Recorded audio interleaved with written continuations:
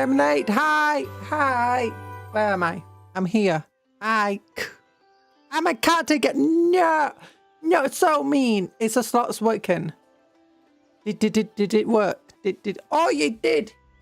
You did. You got a little bit of money. Hopefully it actually awards you.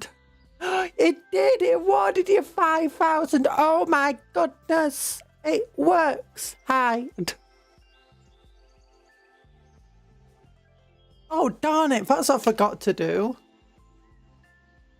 Oh, I meant to put the pinned link. It's been so long since the slots have been working. I forgot to put the pinned link down. I even copied the link I needed to. Okay, I'm going to disconnect. I'm going to disconnect and reconnect. I apologize. Copy extension link. Continue. Connect. There we go. Also, good morrow. Good morrow to you, Seredwin. There we go. Customize your cupcake avatar.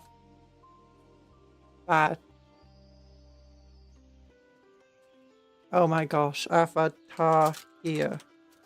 Yeah. How you doing? The Gambo is back. The Gambo is back. Benny Grimm, hello. How you doing? May I question what classes as heresy? Because I'm a chaos and tyrannid player.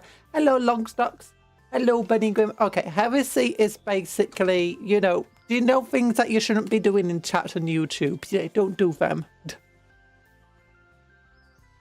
Don't do that.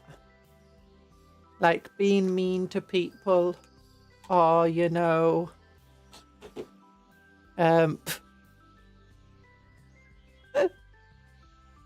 mostly that. Mostly, don't be mean to people. Don't swear or use bad words too much either. Yeah.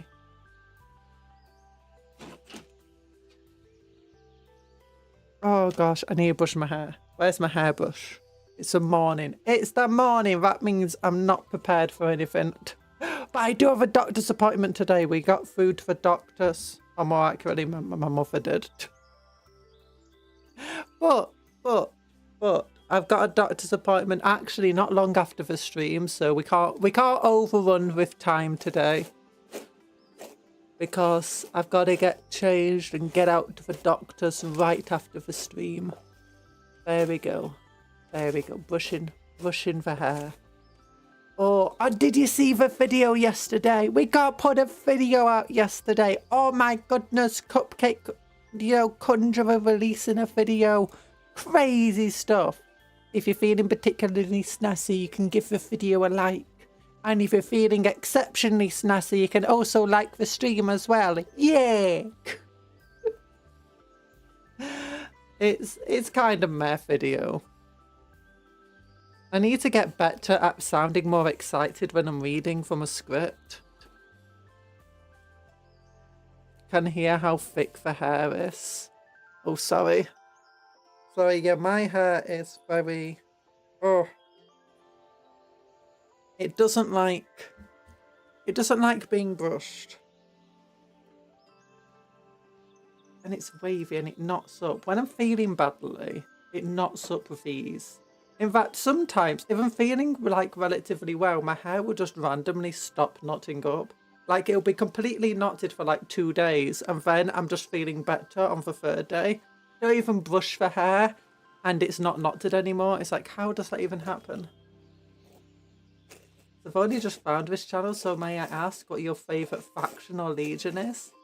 It's hard to say which my favourite actually is. I like basically everything. I mean, I am collecting like 40,000 points of Black Templars. So I'd say that one. Yeah. Of at this point, it's become more of a successors chapter. That's, you know, came from the Black Templars, but it's now its own chapter.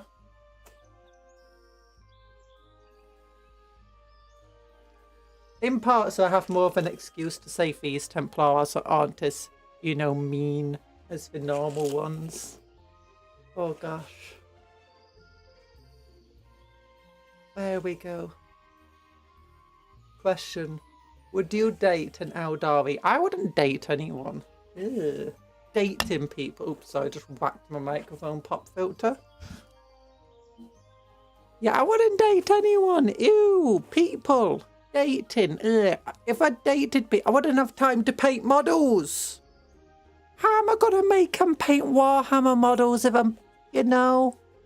I mean, maybe I could force them to paint for me. Oh, I could doubt. And now Dari will be really good at painting models. I could date like a million of them and force them all into like a, you know, like a special building where they all paint for me. And you know, actually wait, that's just a forced labour camp. Yeah, we'll make a forced labour camp of Eldari and make them paint models for us. Yeah. You have to touch grass to date someone. Ugh. Grass is evil. It makes me pop out in hives. And it gives off pollen, and the pollen makes me feel ill. And then I sneeze all the time, and my eyes swell up. Grass is terrible. Get rid of the grass. Neil deGrasse Tyson. He's so mean.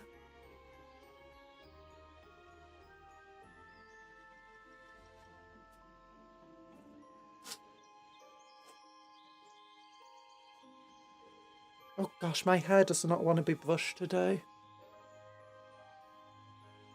That's plausible during the peak of our Eldari Empire and million partners. Oh, maybe. I think that's less peak of the Eldari Empire and more on like the bottom of the curve.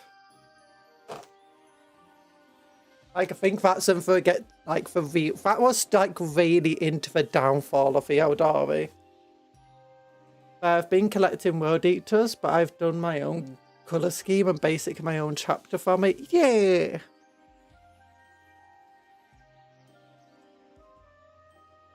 It's mostly the fact that I'm going to have like 1,000 Marines soon enough. So it feels a bit weird for this just to be a small crusade. Hello, Bob the Innkeeper. How are you doing? Get that heart on my head. Oh. Yeah. Got gloves. I got gloves. I got gloves on my hands. And I feel so fun. Do do do do do do do do do. Contrast Luxian purple. There we go. One glove is on.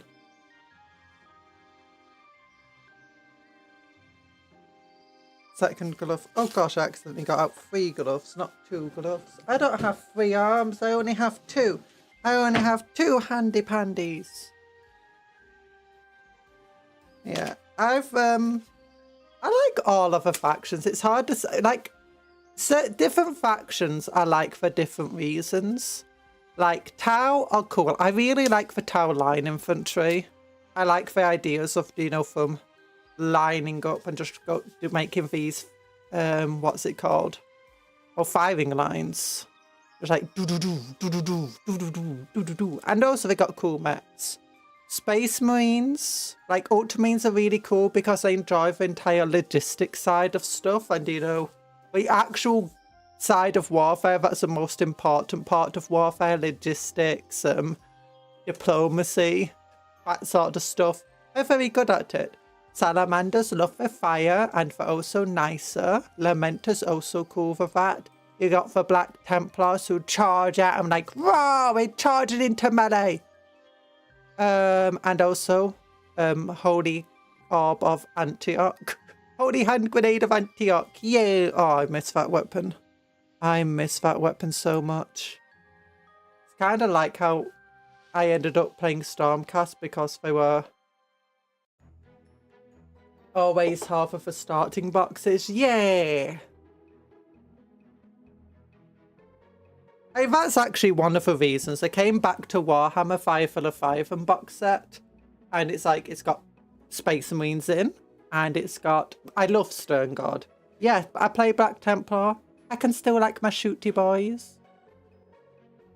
But yeah, we've been painting these Tyranids though. Finally. Oh, look at this dude. I like the blues. The blues are starting to look nice on this guy. So I realised that I went a bit overzealous with a Magos purple and it had completely removed the texture from the carapace. So I went back over some Genestealer purple and some Adeptus Astarte grey. I also went over with some of his pink horror. But... oh gosh, his foot's come off. We're going to have to glue that at some point. But now you can't really see the shininess of a Magos purple, so I think we're going to just paint underneath each of the armor pieces. Because I recently got a Chaos Knight and 2 Imperial Knights along the 3rd Army of Space Marines on my buffer, and I can't wait to paint the Knights. Oh, I've got 2 Knights I need to paint. They're never getting painted! For my FAF model to paint was Angron. I put like 40 to 50 hours into painting him. Ooh. Yeah, I've been putting way too many hours into painting these models. I need to learn how to paint quickly, but I'm really bad at that.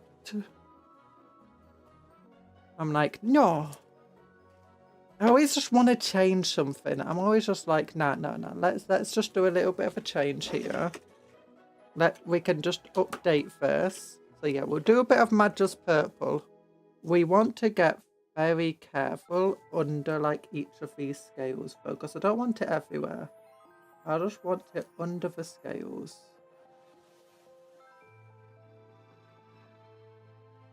Yeah. And just like running in the gaps. Streaking. There we go. That looks good. Just like along here. Don't want it everywhere. I want it to look like chitin. Like on a bug. Do you know where it's got shiny, wet parts to it? Where the different exoskeleton pieces overlap. That's what I'm going for here.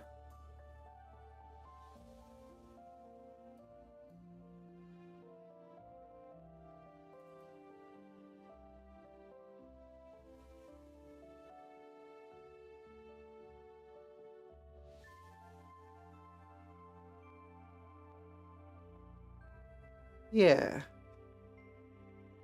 Because this dries with a very light sheen to it. At least when it dries thick enough.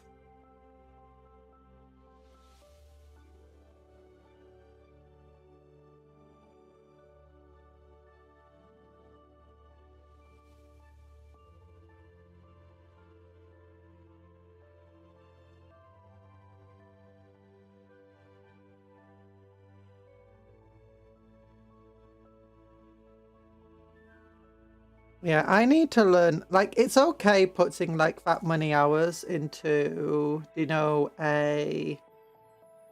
something like Angron, where it's a centerpiece model. But I need to get used to just, like, painting models quicker.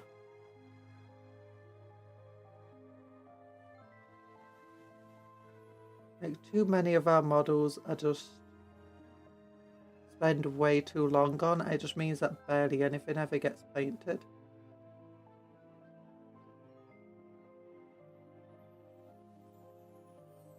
Yeah, that's fine. That's gonna be good.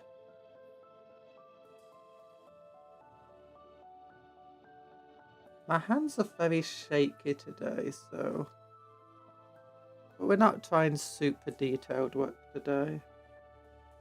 That's fine.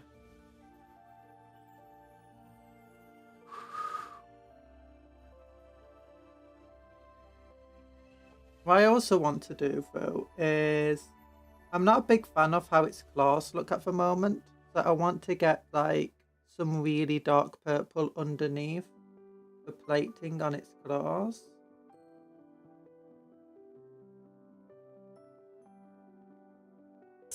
Yeah, that's what I wanted. Let's just go a bit more over here and over there. There we go. Very nice. Very nice. I'm thinking I want some Shyish purple.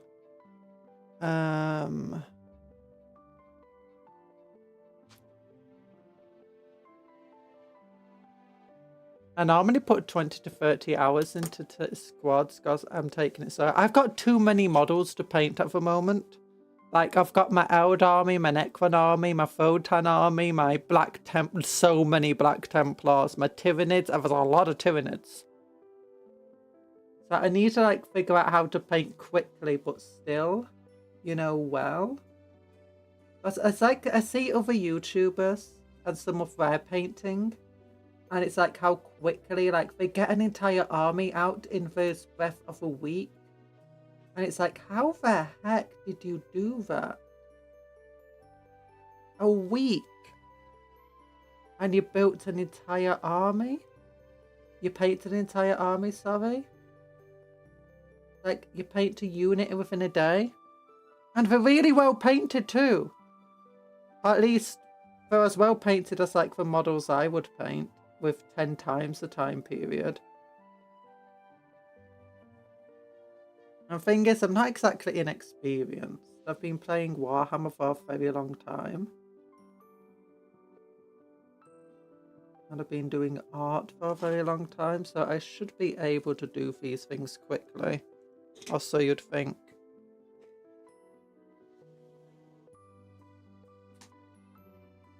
I forgot what I was supposed to say. Don't worry about it.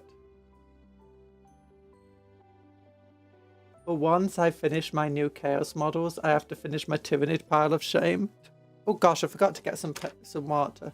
I'll BRB. I need water for my pot.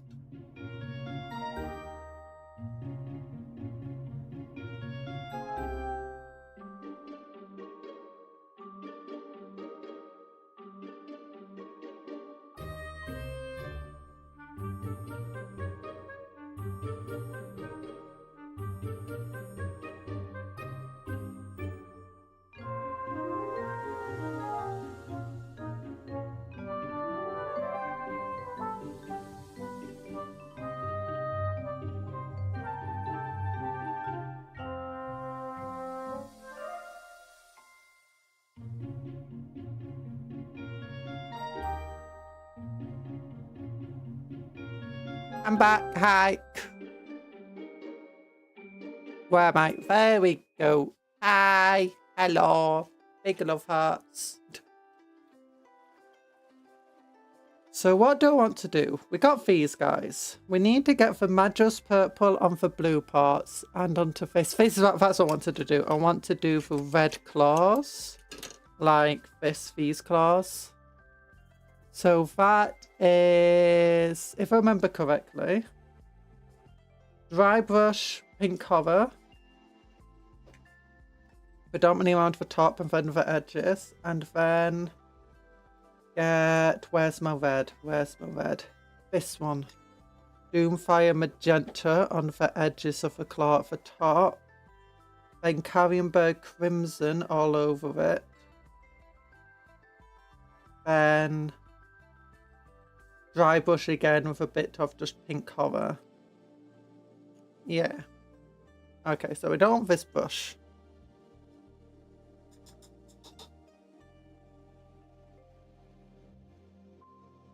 We want the dry brushing brush. Why am I being messed? What's my notifications?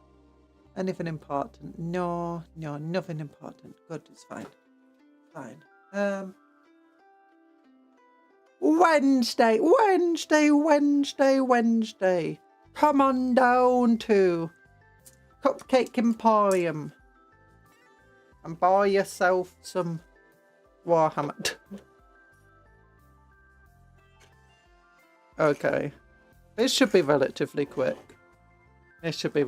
My main issue at the moment is, you know, it's like, it's the fact that it's like, spending ages painting the yellow and then the purples. And then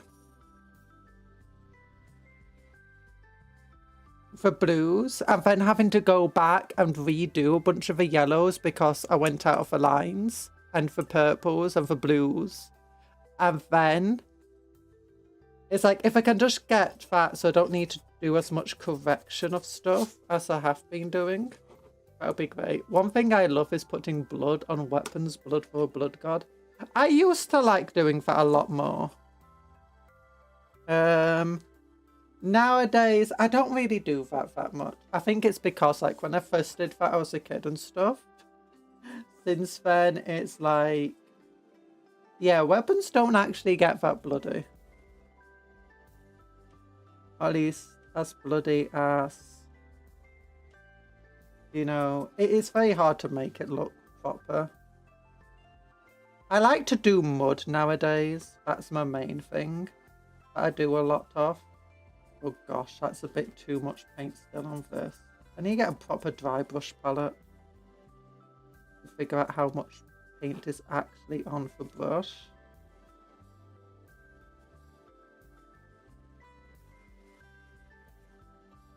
I mean, it's fine anyway. It's fine. They're bugs, they're organic. There's no such thing as mistakes when painting Tyranids. Some of them will. Obviously, if they're organic, you're going to have mistakes. They're not going to all look identical to one another all of the time.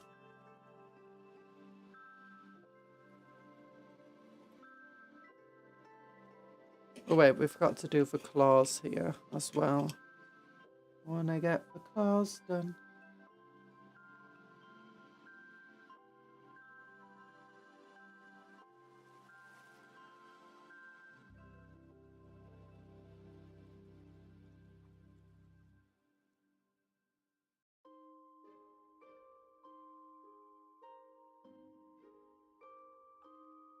Yeah, at the moment, my main thing is, you know, just making the models really muddy.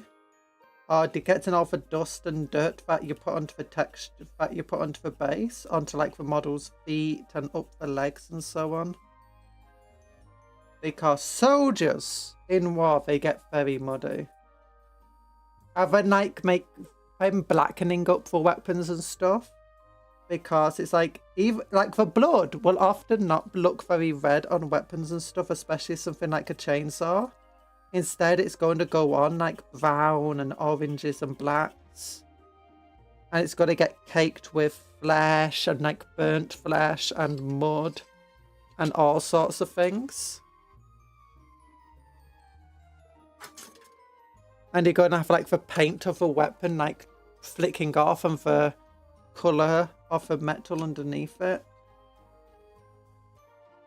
Still quite a novice when it comes to painting. There's a big difference between my models and the ones I got from my brothers.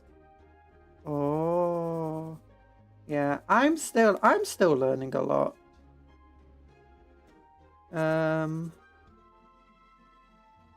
One of the things I'm struggling with at the moment is putting into practice colour theory, because I'm an artist as well. I first learned to paint before I understood colour theory and a lot about painting, like proper art. And every so often I find myself trying to go into like the bad habits that you learned when I was younger. And I don't really think about actually like putting the things I learned about actual art into work with my models.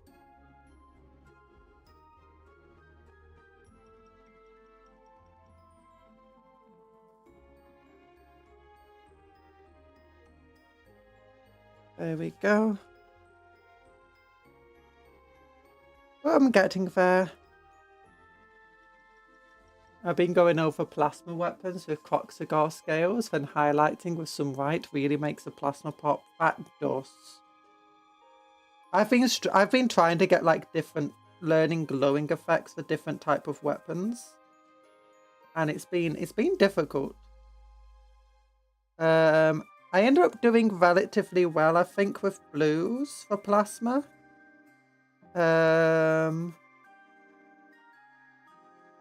I've also been trying to like make fire colors, and that the fire's been really difficult. Like got relatively good at like drawing fire in art and stuff. But then trying to actually make like a fire or warm glow with paints on a 3D model has been a lot harder.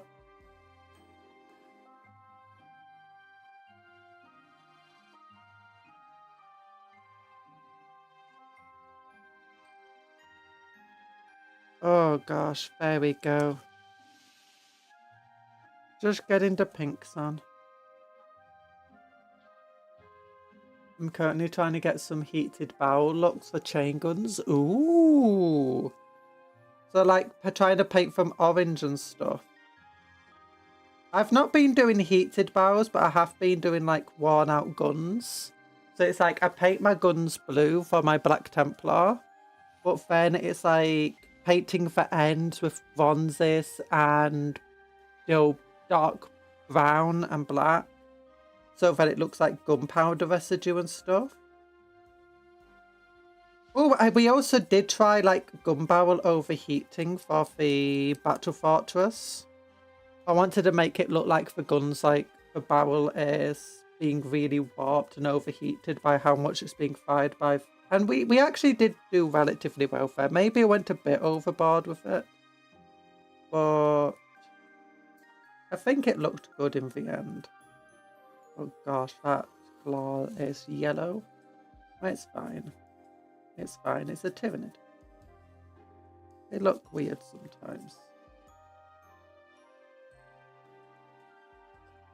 Yeah, like the barrel is orange and blends into a soft red. Ooh, that sounds very nice. I wonder if a contrast paint will dry brush well. For one thing I dislike about these dry brushing brushes is that they're very hard to wash and then very hard to dry.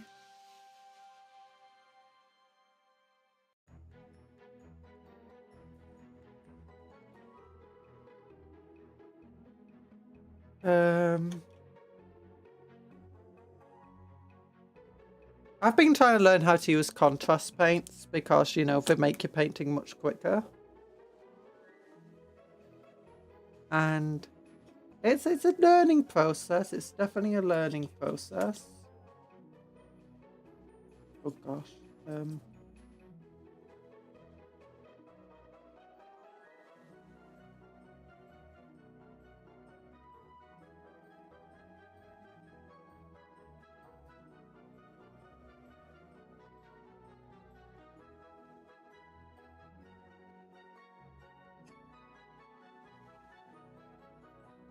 Okay, maybe this is the wrong brush for it. Or maybe not. I don't know.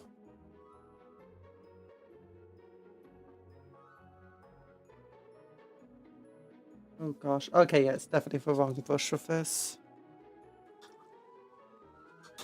In part because I don't want to get it onto the yellows. Bit late now, but whatever. Okay, which brush is this? Yeah, that's the correct brush.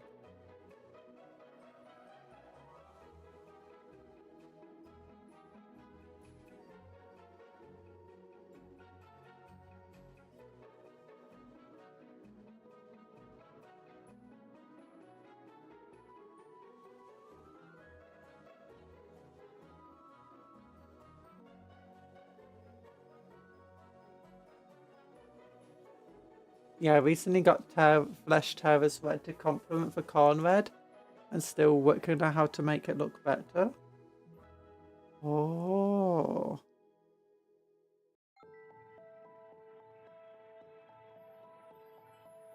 I don't think I have either of those reds. I mostly think I have Ball Red, Mephiston Red, Rastacker,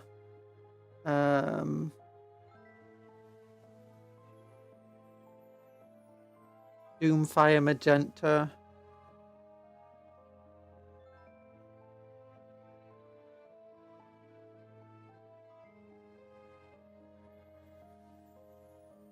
I didn't think about this. Yeah, that would be very good. They red it up. Maybe I should get some of these things back here done.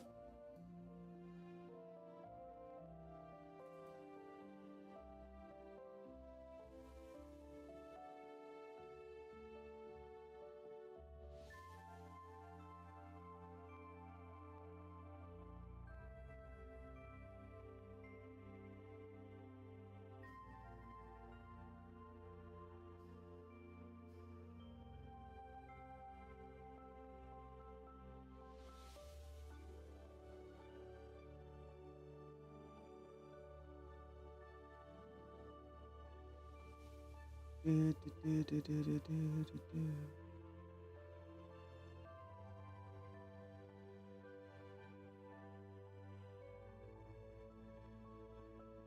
we go.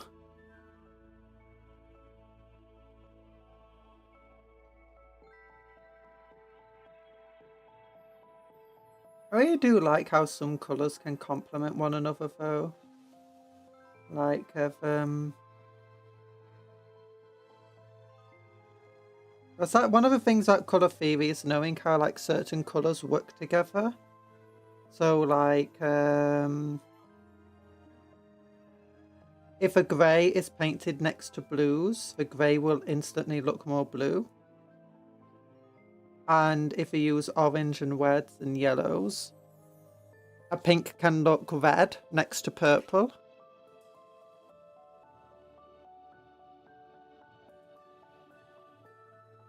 Or, well, it depends on if it's like Doomfire Magenta. It's kind of just a dark pink, but it looks a lot more red when it's next to this purple. And equally, like Pink Horror looks more like a light purple when next to purple rather than actually pink.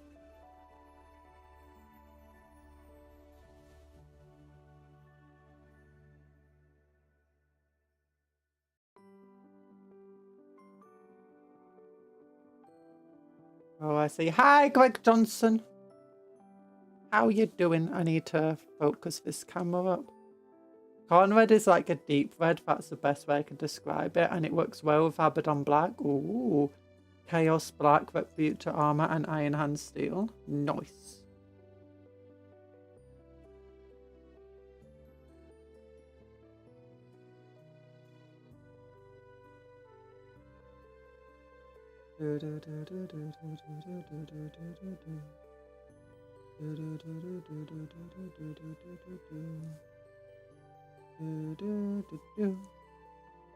Corn, I love that guy. He's a bloody one.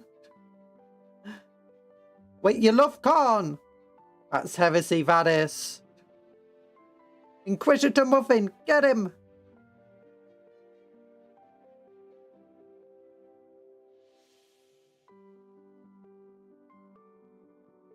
Bloody blood god. Hi, Mercury, how you doing?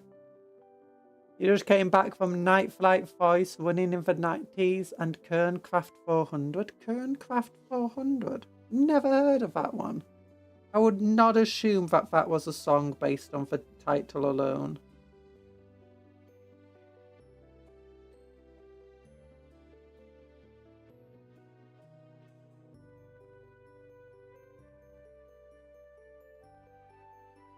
I can use Shyish Purple to make these things look darker.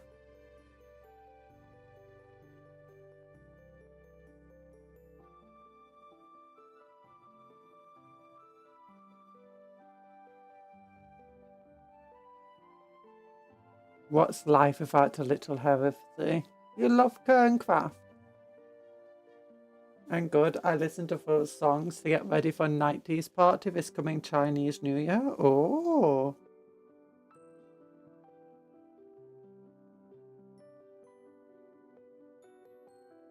When is Chinese New Year? Like, is that close? Your Lictor's face reminds me of spaghetti. It's not a Lictor, it's a leaper. But yeah, spaghetti tasty. Okay, how is this guy looking now? Now that he should be dried. Okay, he's looking a lot better now. How's his claws looking? Fine, fine. Now I could probably do a bit more work there, but whatever. Gosh, I keep hitting my camera.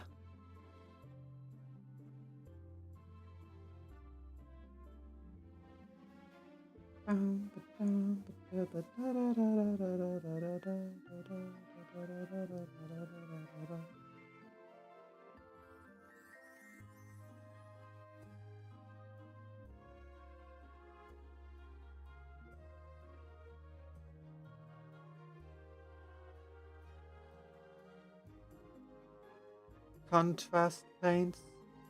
You gotta love a contrast paints.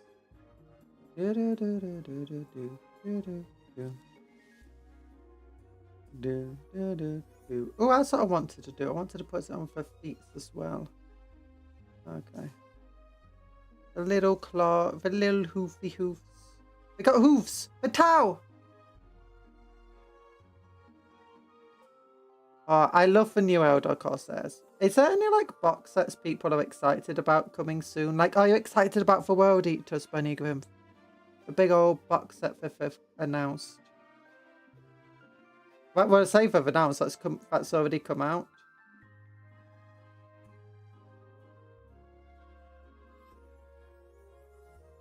Howie Nids.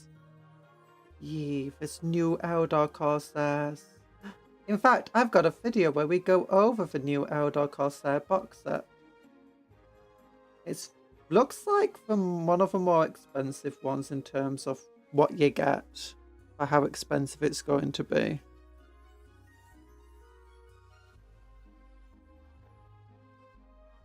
As in, like, not the good way of expensive, it feels a bit overpriced.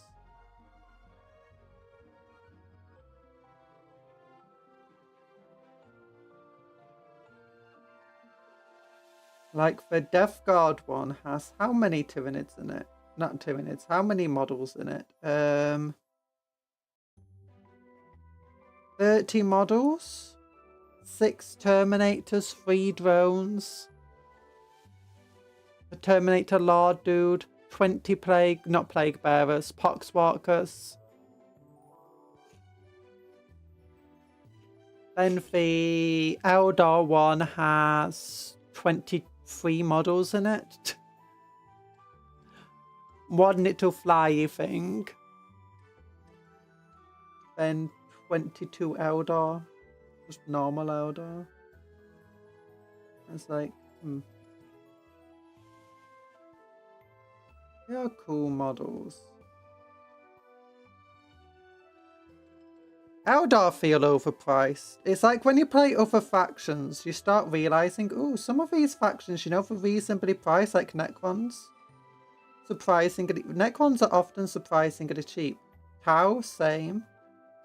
And by surprisingly cheap, I mean, if you compare them to like Space Marines and stuff, they're cheap.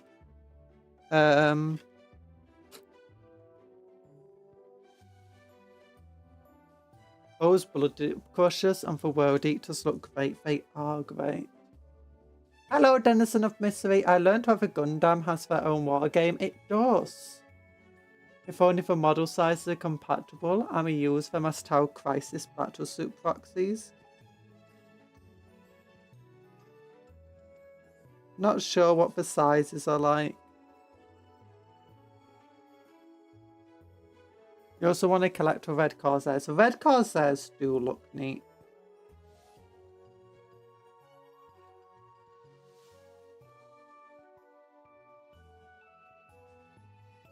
Very nice box set.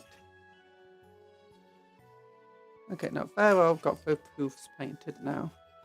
It behooves you.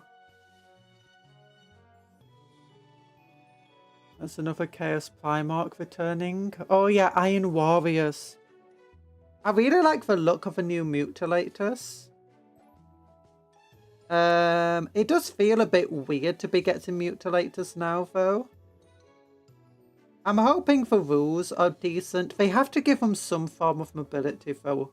That's like where Mutilators have always struggled. A complete lack of mobility. Like, even if it's just that they can, like, basically teleport around, they go into strategic reserve.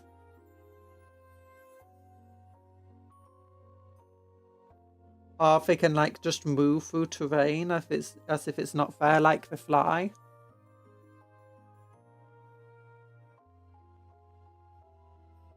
Wonder how they'll make Perty look.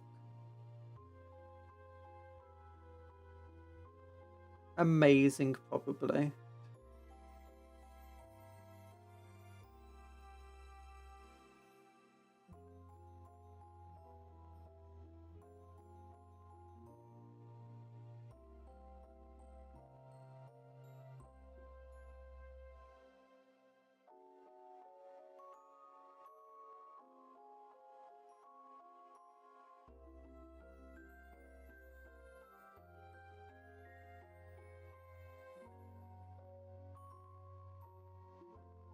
I don't even like Perty.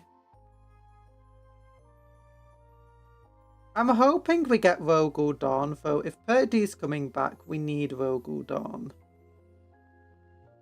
Like, there's no way they can bring him back without Dawn.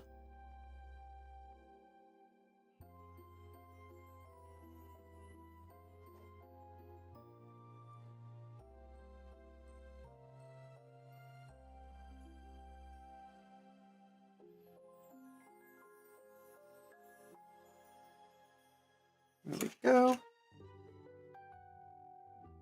That would be huge.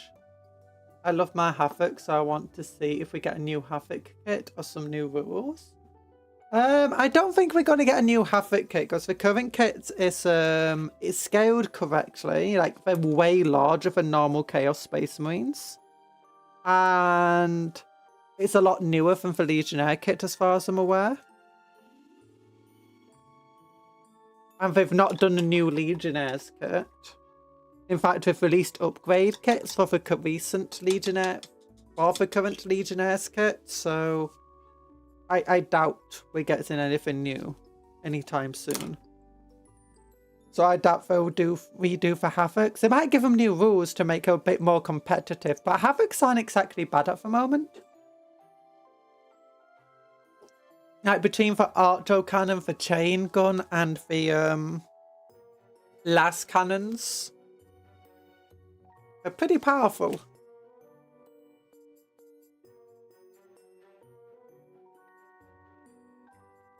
That'd be huge. Perturabo, and if they release Rogel at the same time, yeah. Although they've not teased Rogel at all, so no idea what's going to happen there. Okay, Carrienberg Crimson's what we want. Hard to say for Dawn also, but for books lead me to believe he's dead because all that's left is a hand. I mean, just because they only have a hand, I just imagine he's going to come back with one hand. I mean, unless there's a body, like the only ones that we know are definitely dead are the ones we have bodies for. And even they've been teased to potentially come back, like the Iron Hands guy, who's like Legion of the Damned now.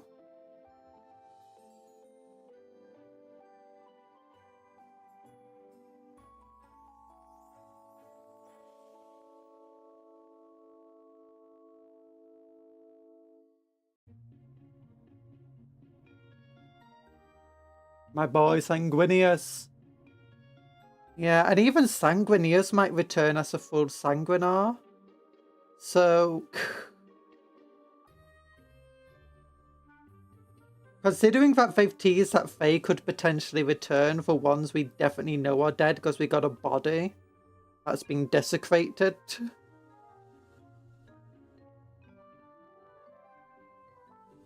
I imagine if Dawn returns, though, he's going to be absolutely angry and crazy and nothing like, you know, how he used to be and like how Gulliman is.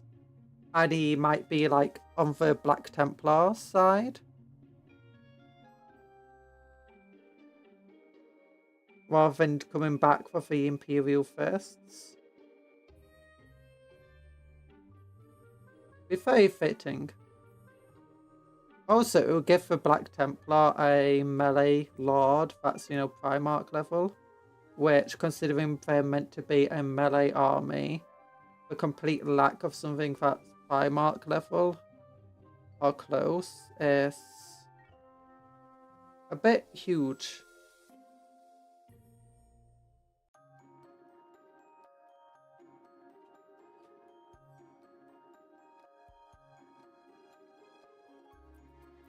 I think this one already has the Carrienberg Crimson on it.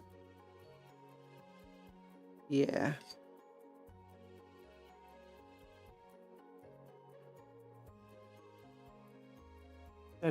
Remember, we're expecting PT Turbo to come? Yeah.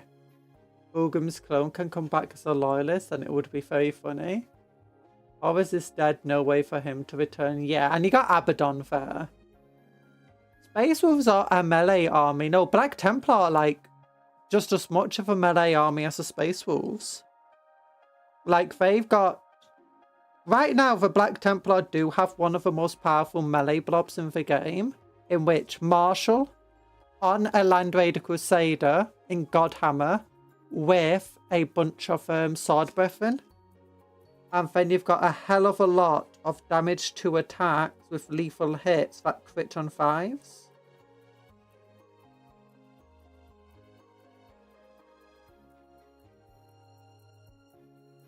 There's more than one melee Space Marine army. I really like PT Turbo. He's cool. He is cool. And the Space Wolves do have their dreadnoughts. They're cool dreadnought characters who are very powerful.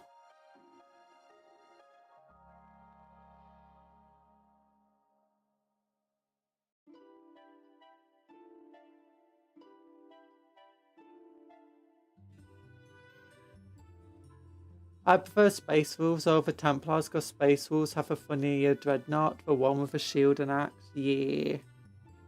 Black Templar don't have any dreadnought characters in tabletop. We do have a couple of funny dreadnoughts in lore. I mean, one of which is like long gone. And he actually joined the Imperial Fists.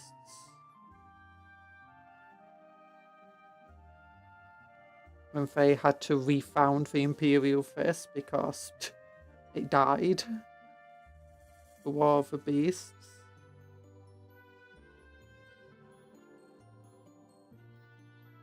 Got a hair on the model.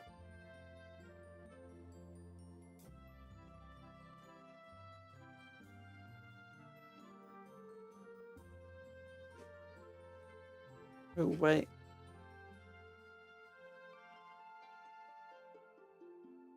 There we go. Yeah, Black Templar are funny.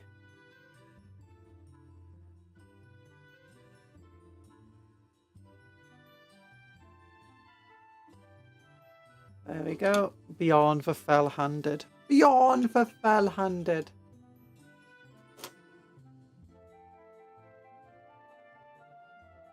You're gonna go and listen to Synthetic Substitute, Superfly, and be thankful what you got. Good luck, Mercury. Enjoy your music.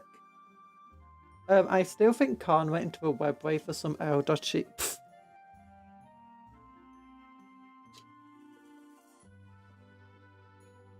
Oh no. Still find it funny that Guilliman always wanted to lead the Imperium and now he hates it because the Imperium has become something he hates. Yeah. And it's very hard to fix it at this point in time.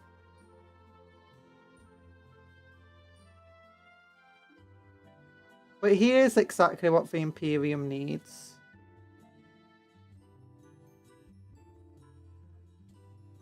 It'll be funny if Vulcan returns and he's like, and he's on the side of a tower, something stupid.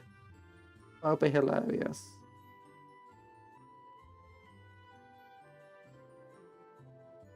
Because a lot of the, returning seems to be like completing character arcs for, the Primarchs, or at least a few Primarchs that we've had so far return. So it'll be really funny if we get Vulcan's character arc is like, basically, he's a good person. He now needs to extend that being a good person to Xenos. What other faction is going to be good for that other than the Tau? Like, where's he been all this time? On a planet with some Xeno friends. Khan and Girlyman can be chasing Eldar. This is all Fanon. Vulcan returns, but only his lower half because the Salamander's only found half of his relics right now.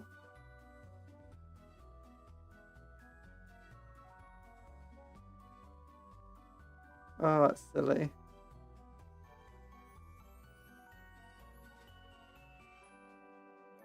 Why specifically for lower half? When James workshops Warhammer, we need him. Where's... Oh my gosh, it's John Warhammer!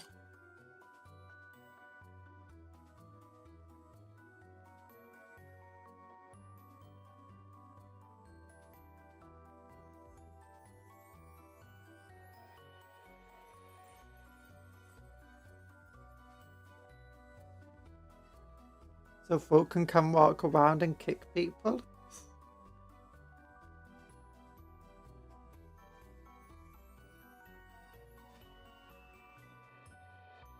You know what would be funny? If Dawn returns and he's just got like a sword for a hand.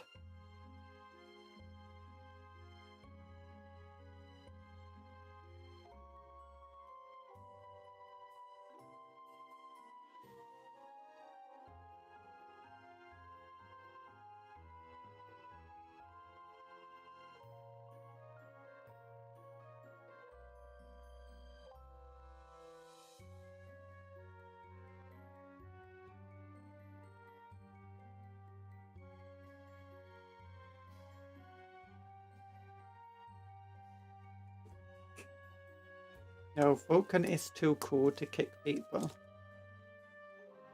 I think Vulcan will return and help Guilliman tell the Imperium that they need to make allies with Eldar.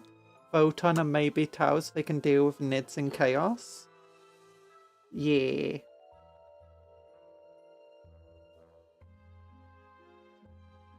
You wouldn't get the entire Imperium agreeing to that though, even with Vulcan. Now, I think what you need is, you need conflict. So, having just too many Primarchs return and, you know, doing good stuff would be bad. Or, like, storytelling-wise. So, what you need is conflict. So, like, Dawn to return and him just to be absolute zealot, hating the Xenos. Like, he just wants to kill all of them. The idea of working with the Eldar is just such an abhorrent idea to him. All he wants to do is crusade, as they did in the olden days. That creates conflict between him and Guilliman, two people that once got along relatively famously, now hate one another. Similarly, having Vulcan return, but he's like too Xeno-loving. He's too the opposite way. In fact, he hates the Imperium so much, he wants to see it destroyed. He doesn't want to reforge it into something good. He wants to break it, so he can make something new from the ashes. As a result, that all introduces conflict. And while they are willing to work with their brothers still, they're only willing to work with their brothers under like certain conditions or only for such a length of time.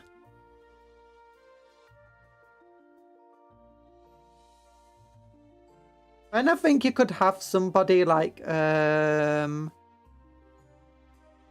Lehman Russ returning, and he was normally someone who was, you know, relatively hot-headed and the kind of person that, you know, it was hard to work with, but instead he returns and he is the exact opposite. Like, he has calmed down in his advanced years and, you know, is willing to work with Guilliman and the Eldar and stuff.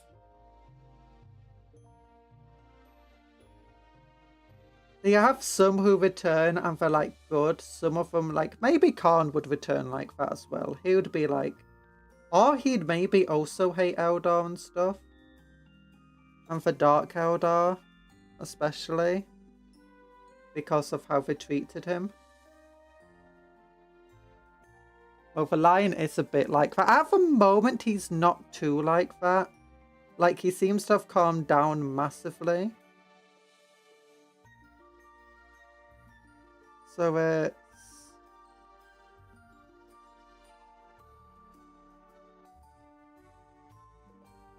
And he seems to have, like, taken the idea of forgiveness to heart.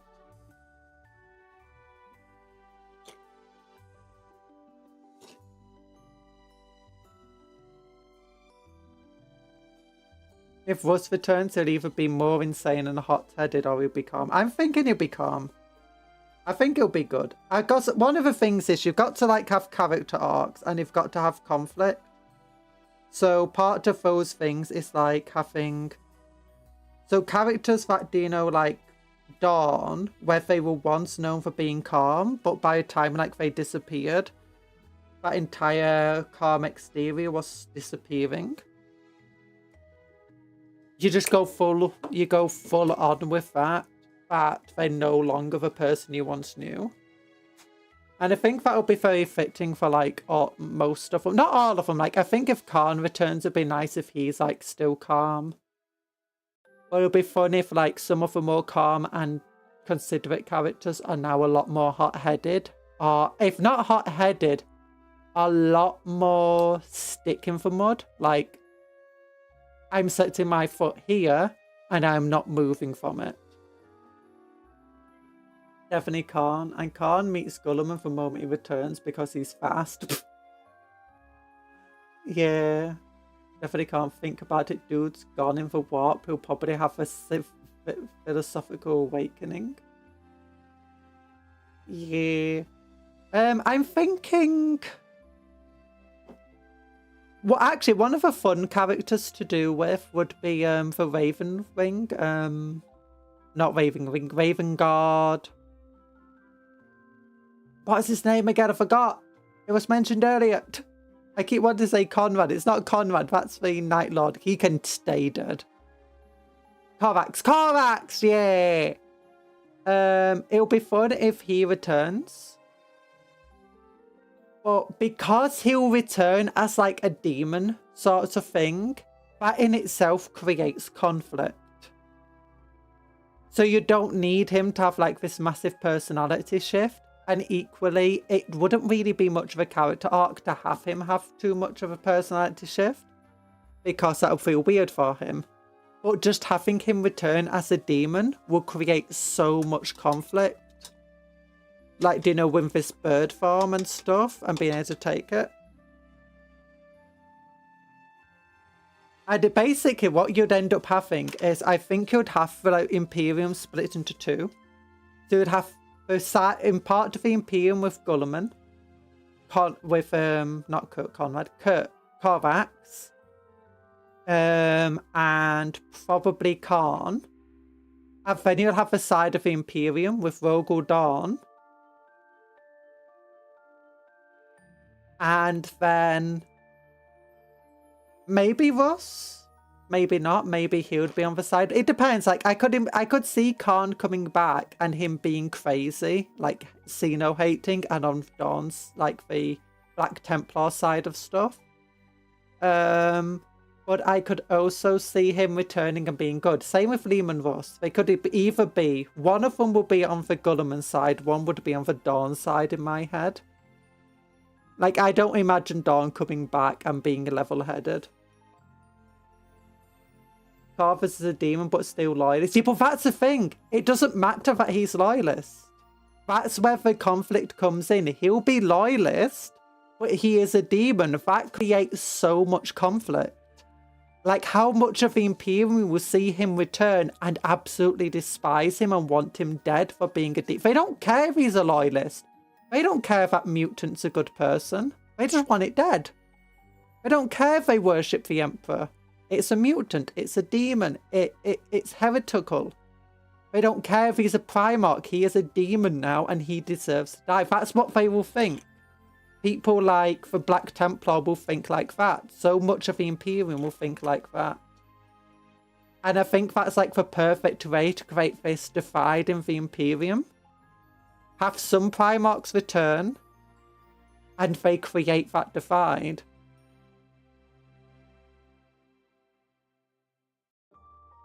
So it'll be so good. I am Alfarius, you Alfarius, we're all Alfarius. Yes, go ask Alfarius, I guess. I want Russ to be wise and calm. Yeah. So I think what you probably have is the loyalists who return. They'll definitely be split. So Gorilla Man will be on one side. Dawn would be on the other. He'll be on the Black Templar side. Maybe the Dark Angels one, Lion, will be on the Dawn side of things, but maybe he'll be like a bit in between them. Kovacs would definitely be on the Gulliman side. I imagine Russ will be on the Gulliman side. It'll be funny if Khan comes back and it's on the Dawn side. What other Primarchs are there though that can return? What do you mean Imperial Face? Raven Guard. Lion will take in Corvus, but he'll be secret. Yeah. Ooh, if what's his name does come back for Iron Hands dude as like a Legion of a Damned thing, that would definitely be on the Dawn side. Like, what I'm thinking is you'll have a split. You'd have basically foes who worship the Emperor, or are literal demons of the Emperor, and foes that don't. And, and as always, Gorilla Man will be on the opposite side of the Emperor in that regard. Vulcan, yeah, Ferrus Manus.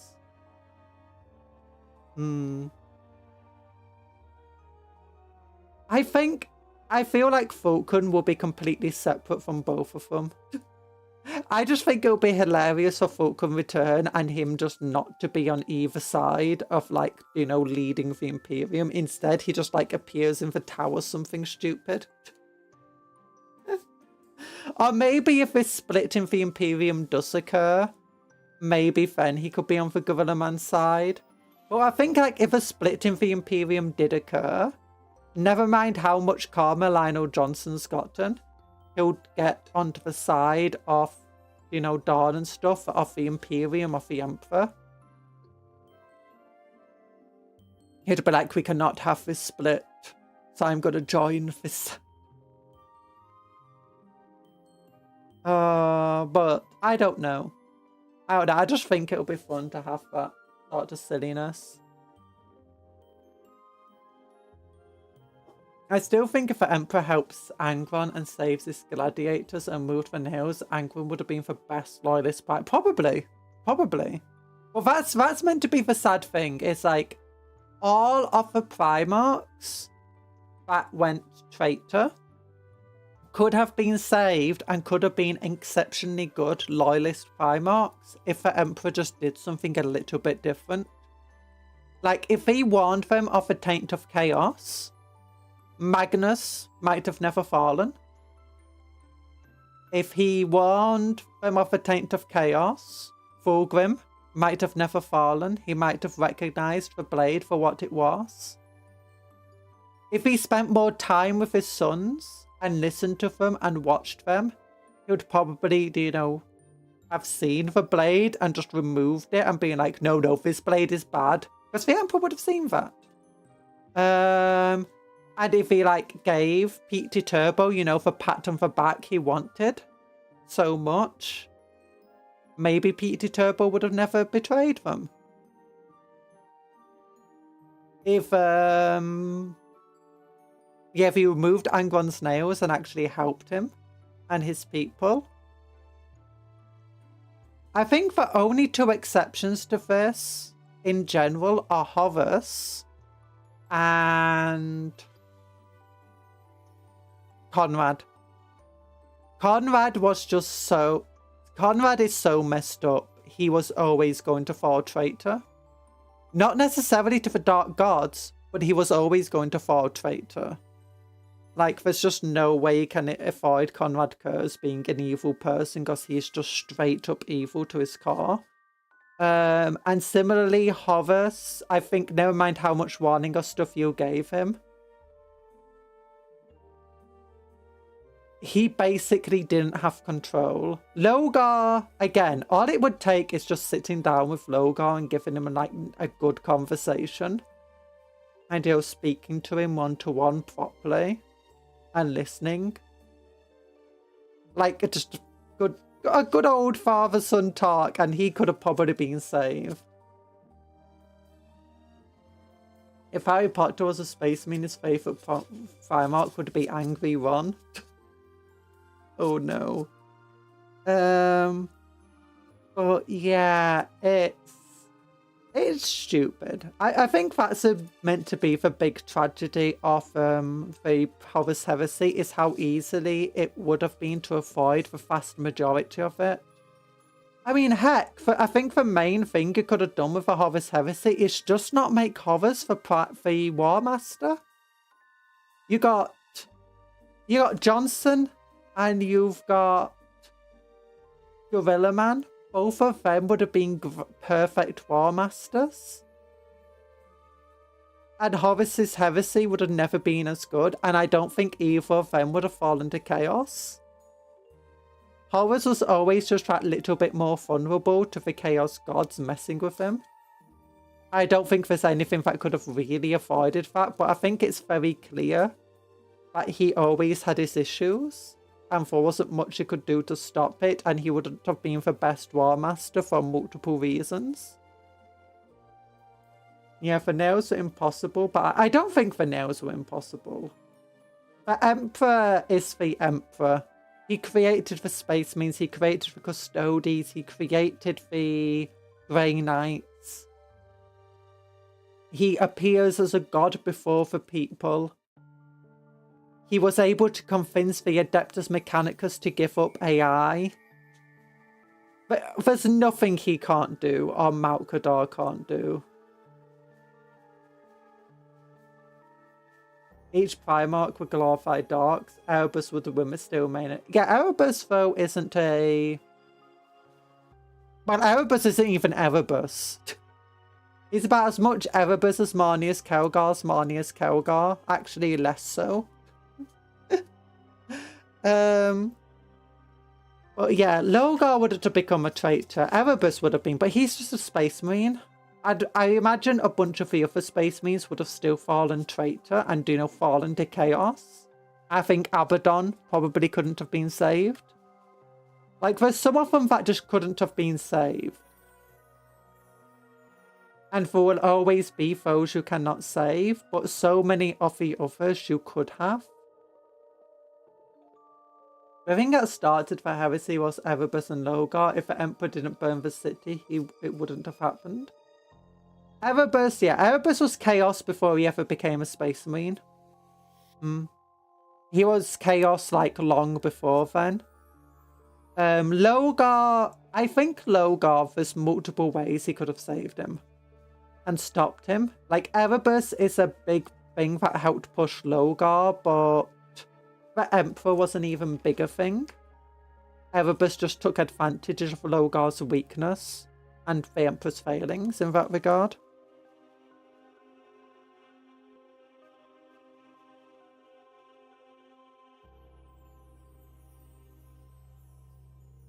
Yeah. Let's get some Shyish purple on this.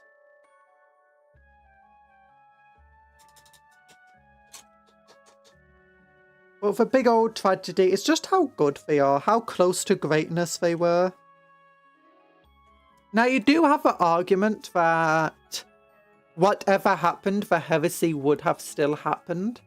And the Emperor purposely did what he did to make sure that the heresy went the way that he wanted the heresy to go. Like, if he, like, you got the argument that if he did stop Angron becoming a traitor, if he did save Angron, if he did stop Magnus and Fulgrim and all these things, then the others would have fallen traitor. And the others falling traitor would have been so much worse. Like, the fact of the matter is, it's like, you got Dawn dueling with Demon Primarch Fulgrim, and fighting, and like them fighting off the Emperor's children and multiple armies and all of this crazy stuff happening. And somehow it's like, without any demonic power, outnumbered, completely, you know, taken by surprise and stuff, and they still won. Imagine what would have happened if they had fallen to chaos instead. Especially with just how much more focused they are and just how much better they are with working with one another. Like, half of the failings in the heresy just wouldn't have happened. And equally, you got issues of, like, you can argue that if certain Primarchs didn't become traitors, the traitors would have actually been more organised. Like, if Angron didn't become a traitor, like, sure, he brought down the World Eaters with him, but the World Eaters kind of, you know, got a bit in the way of other stuff. And the Emperor's children especially did. It's like a lot of things fell apart just because of how terrible these Primarchs had become. And at the core, they were already. I think vtuber would have fallen into chaos no matter what. Potentially. Logar was raised in a religious world. He's going to continue to be religious. Yeah, and I think that's one of the things. If he actually talk, if the Emperor talked to him better though, you know, and treated it more seriously, he would have been it. A lot of these things could have been fixed with a simple conversation. But at the same time, it's like the word bearers were also like so hateful of the Ultramarines that they kind of wasted their entire force trying to fight the Ultramarines. So you got a lot of arguments there about the Horus Heresy went exactly how the Emperor decided it should go. And it had the best possible outcome. But I've seen that argument around a lot. I don't know how true it would be. But it's definitely an argument.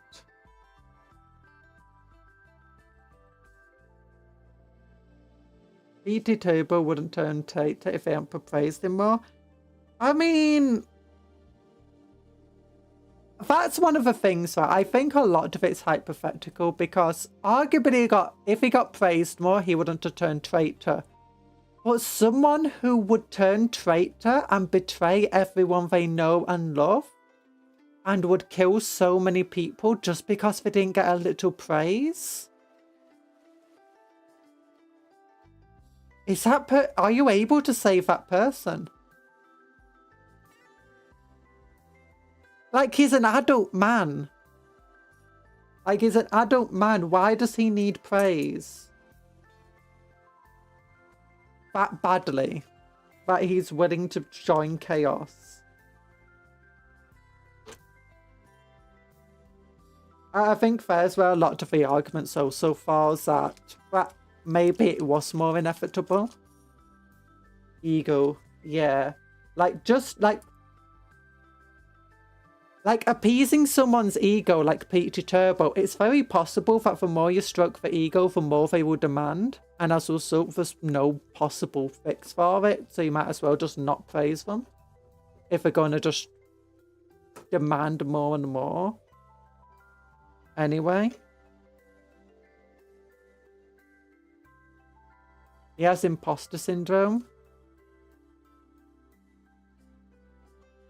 I mean, Gulliman has imposter syndrome as well. Kind of.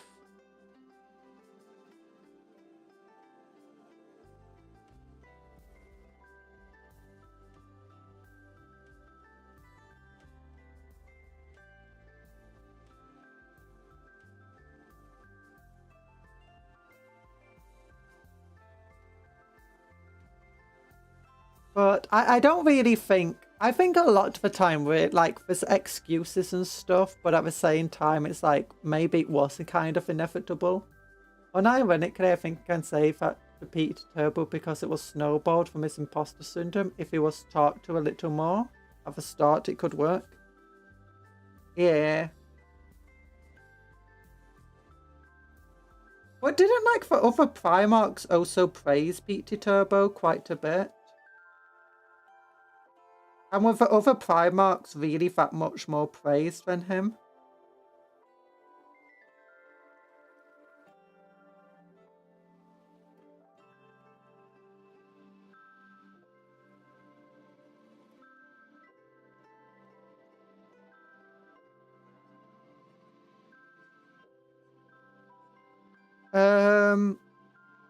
I think Fulgrim is probably the one where we can say, if things happened a bit differently, he would definitely not have fallen. Like, you can't argue Logar would have fallen anyway. He's a crazy religious person. Show him the gods or just let them find them for themselves. He was going to worship them. He was going to fall to chaos no matter what.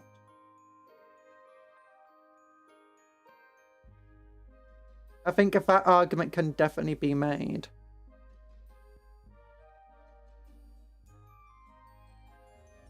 But I'm not sure how true it is. Fulgrim is the one where it's like, he found a demon sword and it slowly corrupted him. yeah, maybe. He got Magnus. It's like Magnus definitely did something wrong in which he kept trying to touch chaos effectively. So I think in a lot of ways you could say that these people were all just lost causes. There was no real saving them. Like, how do you save someone from a demon sword? That's already got them. How do you save someone from being a religious fanatic?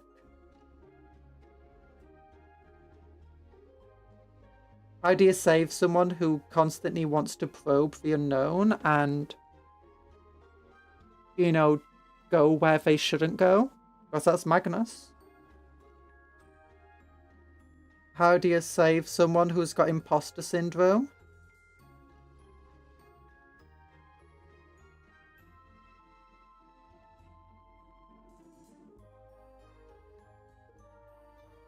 Because we can't say for certain that if you praised vtuber, his imposter syndrome would have even allowed him to accept praise. I mean, others praised him and he didn't accept it at all. And it's very possible that were he to be praised by... So I think it's kind of tragic in both that just how easy it seems it could have been for them to not fall to chaos, but also potentially just how inevitable it was that they'd fall to chaos. In fact, perhaps the Emperor's infinite wisdom knew that there was no saving them. And as a result, there was no point even trying.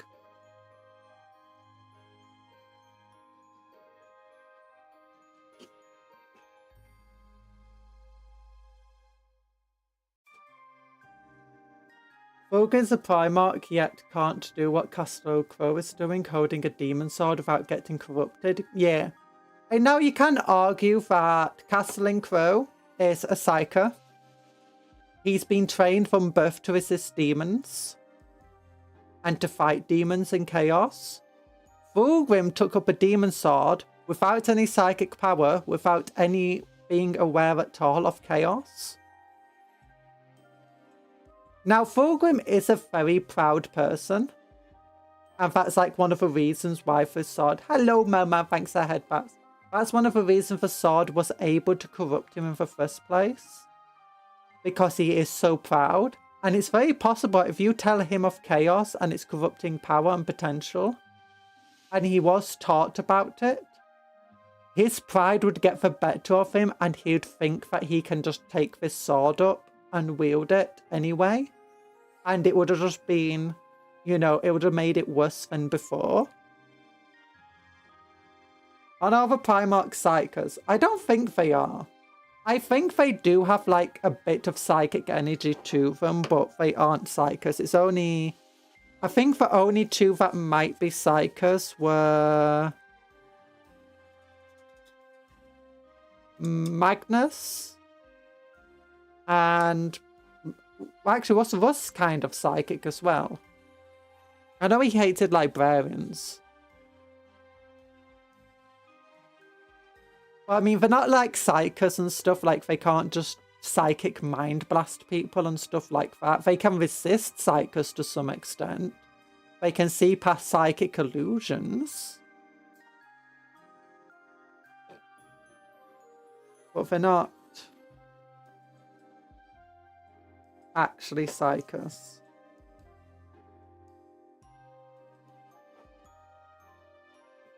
So yeah. So it is possible that if you did tell him about chaos and stuff and you did warn him, he'll just see this demon blade and think, nah, I can take it. I can take it. And that pride would have just made it even worse.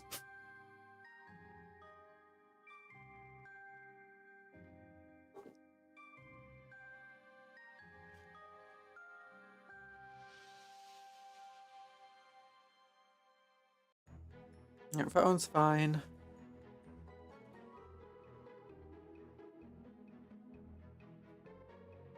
Nah, I'd win. Yeah. And that's like the worst thing to think when it's like comes to demon weapons. Nah, I'd win. Like, Crow doesn't just pick up the demon weapon and think, I'd win. He picks it up and thinks, I'm eventually going to lose to this thing. But I'm going to fight it every step of the way. And I'm going to make sure I do as much good until eventually I do lose to it. Except then he just keeps winning.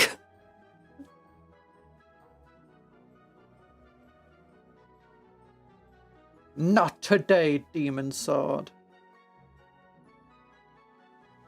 Unless I got like, I misremember Crow. Like, I remember reading the old Grey Knight Codex, and I think that was like one of the things about Crow. I was like, no, he does think he's going to lose to it one day. You can't approach these things with the idea of, nah, I'd win. Except when you're killing them. When you're killing demons, you can go with a nah, I'd win aspect.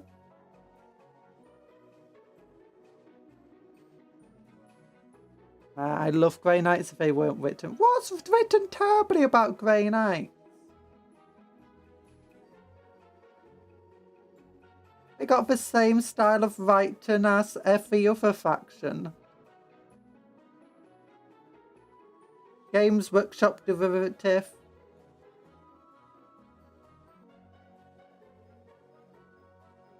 Satire. Law. Does it not have enough June? We can always add more June to the Warhammer IP.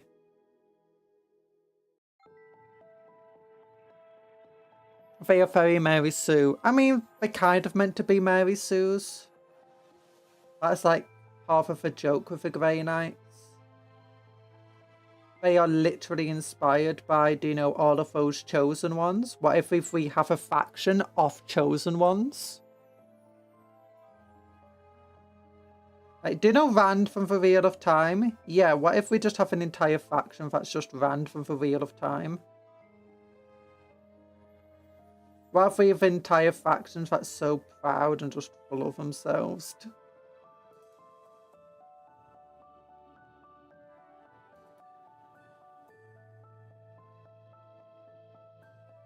And these people were like potentially carry the gene seed of the Emperor or something like that.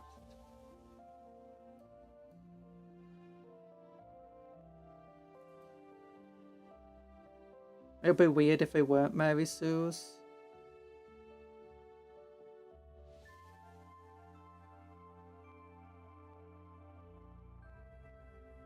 I think it also helps that a lot of the time when we see Grey Knights, we're seeing them from the perspective of others who like think they're arrogant and stuff.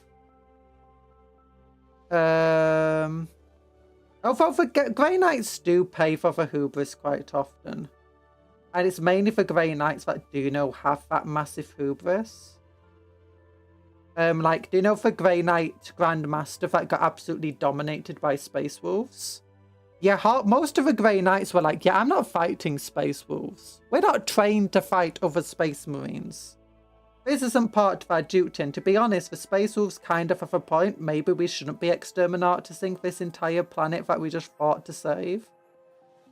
I mean, they seem very resistant to demons. It would be a shame to get rid of them. And then you just got this Grey Knight Grandmaster who was like, nah, I am the Inquisition. Let's fight for Space Wolves, gets completely punched in the face.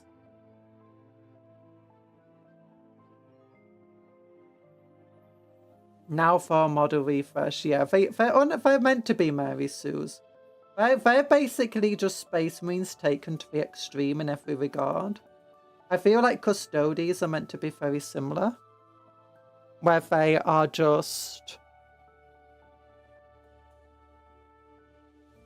Custodies are meant to be more scrumptious cupcake. Time to eat a scrumptious cupcake. No! Native agent! Hey, Blair Boris!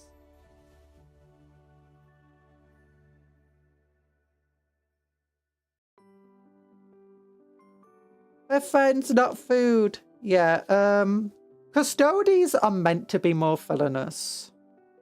Like, Grey Knights are meant to be villainous to their own extent. Like, a little bit. But Custodies of that taken to the extremes. Or at least that's how I feel. Like, do you know from the Tithes episode, it's like, oh my gosh, why did they decide to make the Custodies Karens? It's like, yeah, the Custodies have always been Karens. Like, they are full of themselves. They think they've got the full might of the Emperor behind them, and they are the full voice of the Emperor. So what their word is law. And all they care about is protecting the Emperor. Everyone else can die as far as they're concerned, and they're willing to help people along with that thing. It's like every single time you read about Custodies in law, except that one dude. Of Fat Valerius, whatever his name is. Most of the Custodies are like big old jerks. And Grey Knights are similar to that. Like, that's the writing Grey Knights had for a while, except they kind of like decided to make them a bit more heroic. It's still native engine if you want to call me that. Oh, maybe. Humanity can die and the Custodies would only care if the Emperor told them to. Yeah. In fact, humanity can die at their hands if the Emperor told them to, or they thought that's what the Emperor wanted. Like, every single time I've read something where the Custodies have appeared, they've always been like a kind of antagonistic jerk to their characters. Which is sometimes how Space Marines themselves are written to Guardsmen, how Grey Knights are written to Space Marines, and how Custodies are written to pretty much everybody.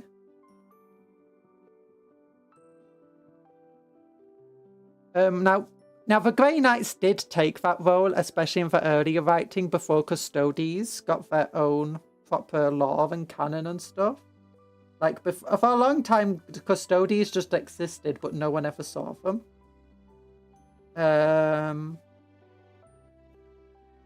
And someone had to take that role, and it was Grey Knights. So sometimes Space Marines, but mostly just the Grey Knights.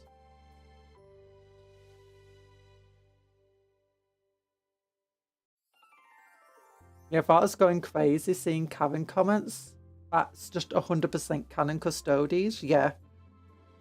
And also, they don't realise that the entire Tithe series, it's meant to be like the Imperium is kind of a villain of it. And as a result, the representatives of the Imperium, you know, are the villains of the story. Like, throughout the entire thing, it's about the Tithes and just how pointless they are and how terrible it is. It's basically saying tax is bad. The only exception maybe is the, you know, saving of the Ultramarine gene seed, except how many Ultramarines and how many people died to get some gene seed back? You potentially lost more gene seed than you actually, you know, gained. By going down there.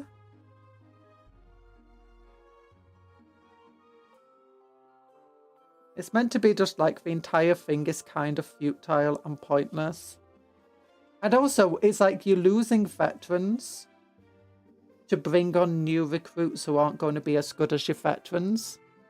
And it's not exactly like things like the Ultramarines are lacking in gene seed. In fact, they're one of the chapters with the most gene seed. That's why so many successor chapters are Ultramarines. And why so many chapters get rebuilt using Ultramarine gene seed.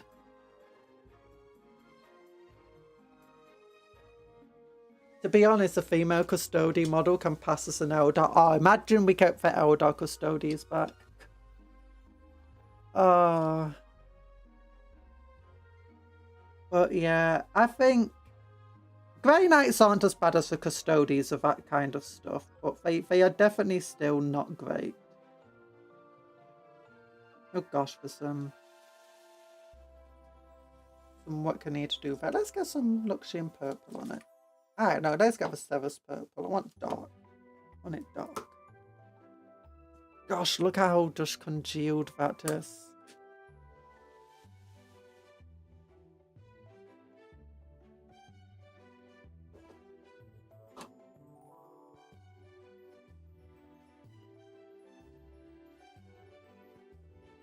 There's just a little bit of yellow and stuff on this carapace that I want to get rid of.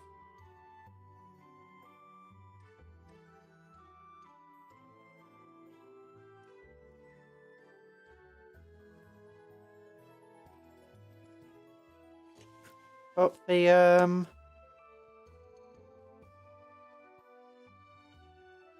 imagine the Eldar Custodes, the offspring of a text-to-speech mem Custodes named Kitchener's dating an Eldar. Oh, that sounds so silly. I mean, maybe one day. I mean, we kind of did get the return of that Eldar Space Marine Librarian hybrid. So maybe we'll get more of it one day.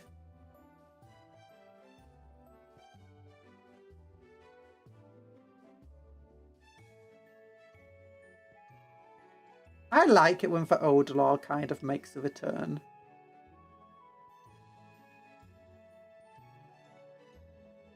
Yeah, Custodes.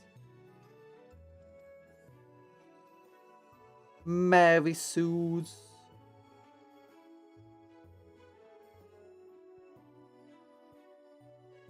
A lot of the chapters are kind of meant to be Mary Sue's though. Like Ultramarines, they're kind of meant to be the poster boy chapter. Dark Angels are inspired by King Arthur and the legends of King Arthur.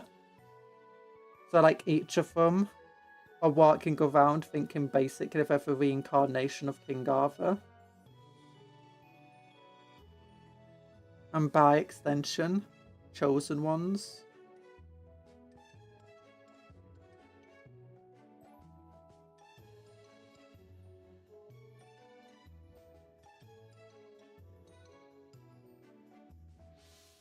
Are we winning? We've actually got a decent amount painted today. So yeah, even though I did take a break to just talk about lore. Don't forget I've got a video, by the way, that you should comment and like. And don't, if you're feeling particularly jassy, you should like the stream as well. Yeah. Oh gosh, there's more yellow over green. You can probably give female Custodes red hair, pale skin. Oh, I'm gonna get that Custody box set when it comes out. I'm excited for it. I just really love the new Custodes. Why am I getting so much?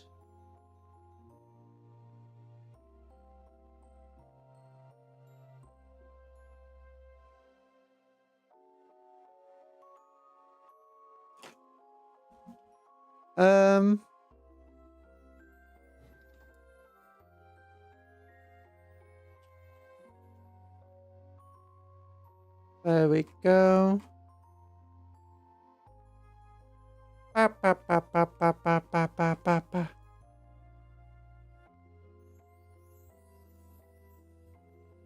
Ba, ba, ba, ba, ba, ba, ba, ba, ba, ba, ba, ba.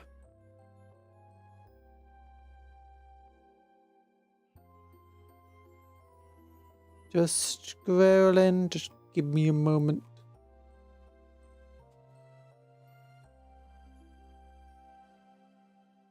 Oh, whatever.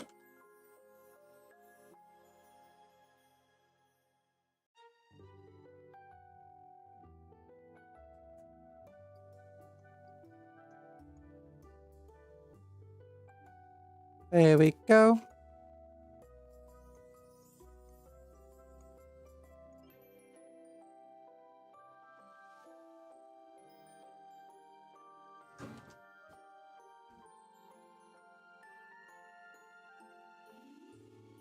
Dark Angels are the good fairy tale knights, so Black Templars are the evil real life knights. The Dark Angels kind of do evil stuff. A lot of evil stuff. Arguably just as much, if not more, than the Black Templar. The Black Templar are also fairy tale ones. Well, they're not fairy tale. They're Monty Python knights. You silly billies. I need more of that Sarah's purple. What about the Crusades or History Pact and it was terrifying? Yeah. Crusades are bad. And honestly, the Black Templar aren't even that bad compared to the Crusades.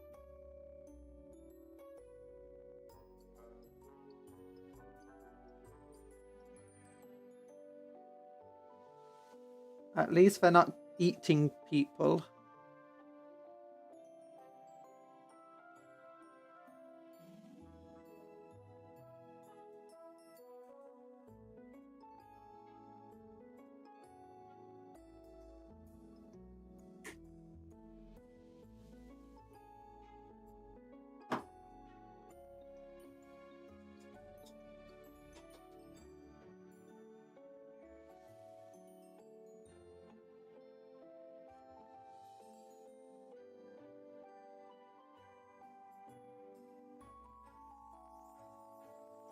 There we go.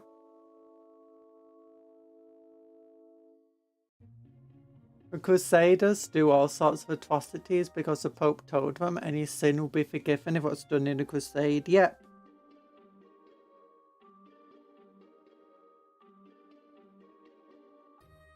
Sometimes they didn't even view the people who were fighting as human.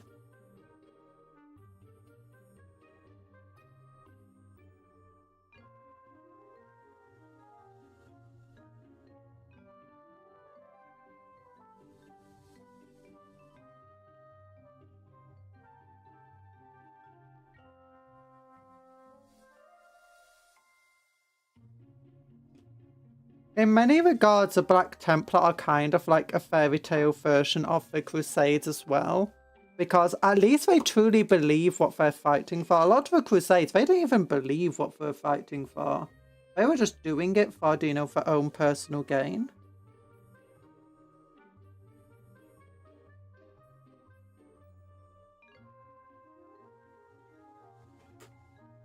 And he's a Black Templar, you know, actually believe in something. Heck, a lot of the Crusaders weren't even Christians. A lot of them came from, you know, places where Christianity hadn't even settled properly. Or they just recently converted to Christianity. Black Templars like an evil version of the Crusaders. Honestly, they like a good version of the Crusade. If you read about the real life Crusades, the more you read, the more you think. You know, the Black Templars aren't that bad by comparison.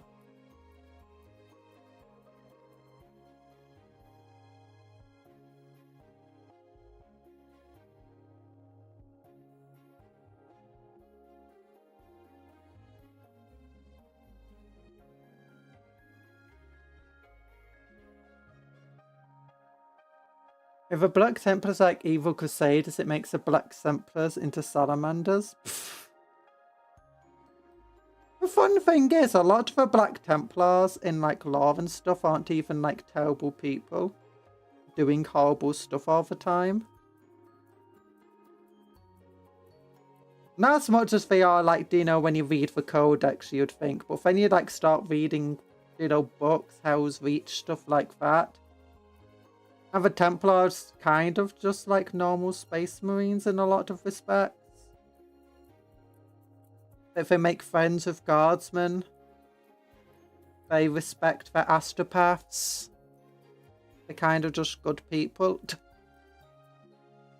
I mean, then you get the other ones where it's like, hey, we brought some Primaris. It's like, I'm going to kill them. It's like, what? You're not allowed to kill them. It's like, are you a custodian? Yeah, I'm also going to kill you. It's like, what? But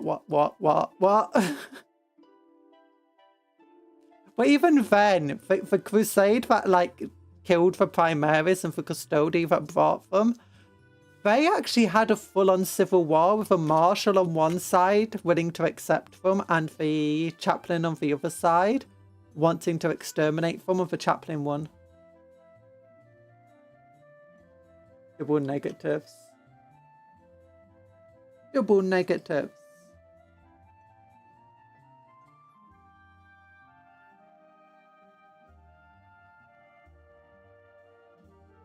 I do like the Black Templar.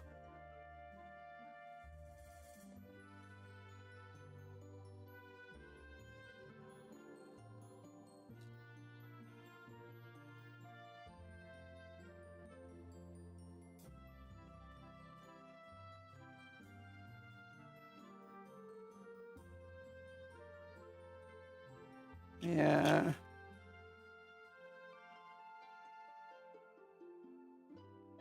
There's good Black Templars. They're called for White Templars and featured in the Tithe short we're talking about. Do they?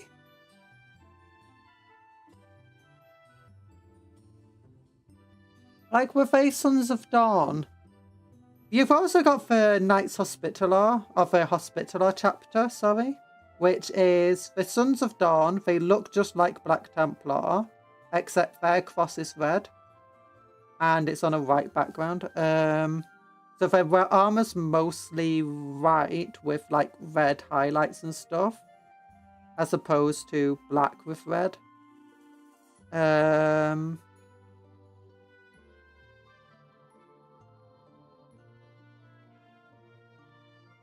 They're very similar to the Templar, though. The main thing is they don't go on crusades. Instead, they protect the pilgrimage lanes.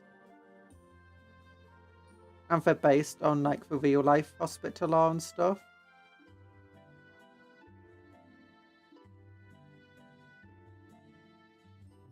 You can't argue they're not as bad as the Templar. But I think you've also got other forms of Templar, but just because they're called Templar doesn't mean they're related to the Black Templar. Like, you got the Silver Templar, who are Ultramarine successors.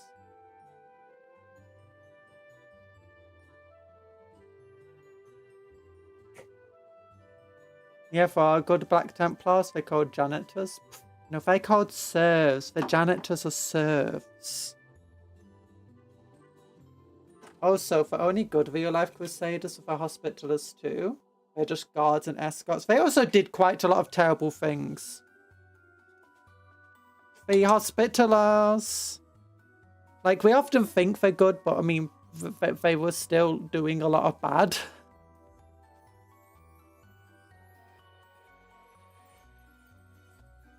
But they're only good by comparison to the other Templars. And Knightly Orders.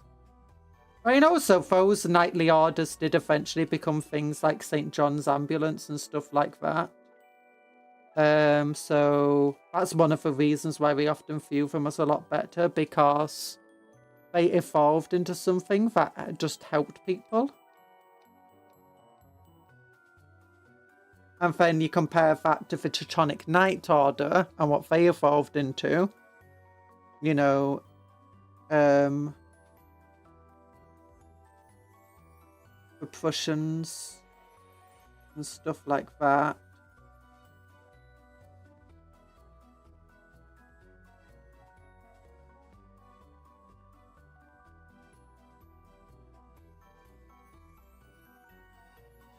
The real-life Teutonic Knights, if you just continually follow their history and like where their order and what's influenced all the way to modern history, you realise it goes into some very bad places. That being said, the Knights Hospitaller were also... You had also the Knights of St. Lazarus. Are an interesting one to read about. They have like a green Maltese cross.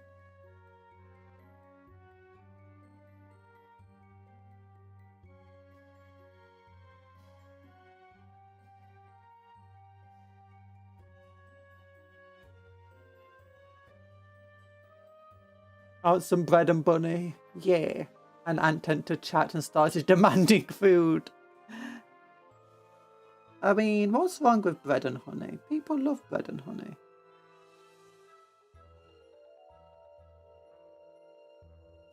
And healers, the bar is low, to be fair. To be fair, yeah. Yeah. The real-life Teutonic Knights honestly make the Black Templars feel like good guys by comparison. Well, that's why they're loosely inspired by, they're more inspired by the fantasy take on them than anything else.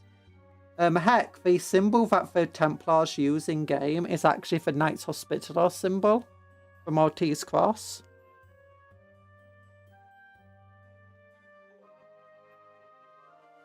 Because, you know, they don't want to be associated with the really evil Teutonic.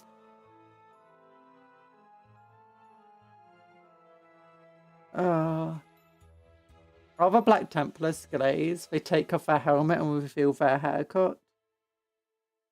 Only some of them have a bowl haircut. And are you saying that's a bad haircut, Talan?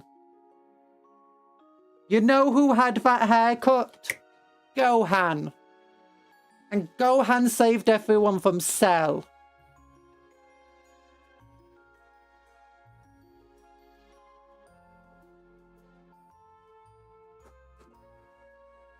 If you're dissing that haircut, you're dissing Gohan.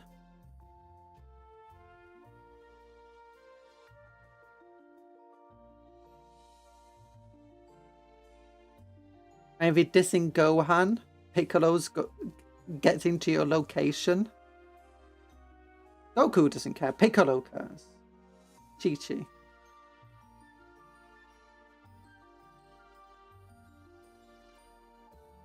You've been dissing my boy.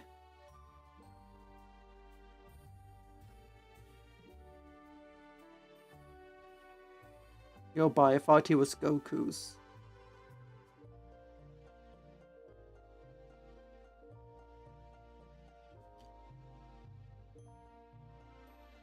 My enjoyment for Black Templar immediately evaporates seeing those haircuts. Look, only a few of them have those haircuts, and it's mostly for neophytes.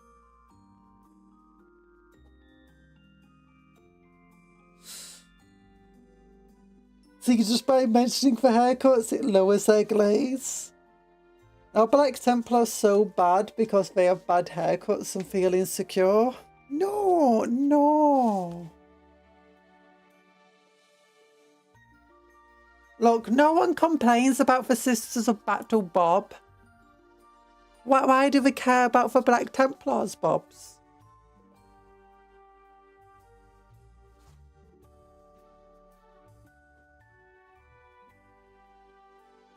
Because Bobs are hot. I mean, the Black Templars have them as well.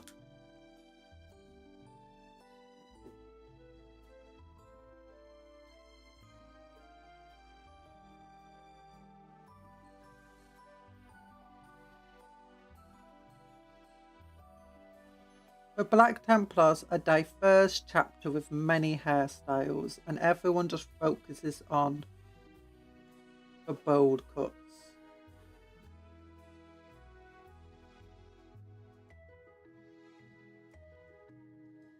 Black Templars are nerds. They have a propeller hat and lollipop. No, they're not nerds. Nerds know how to read, Talan. Are you admitting Templar know how to read? I was born elected to lead, not to read.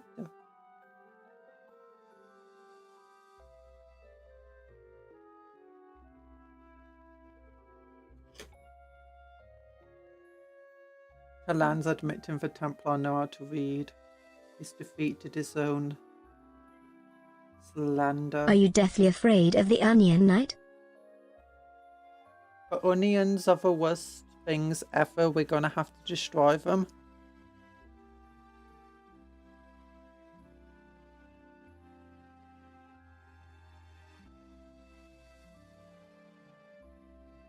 Turnip boy, we're gonna have to kill this guy. Turnip boy.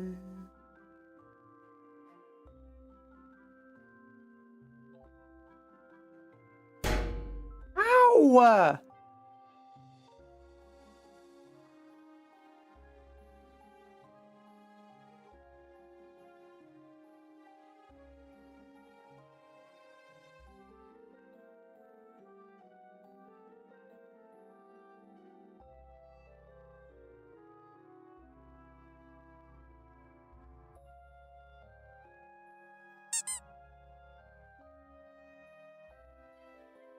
Thanks for the soft toy.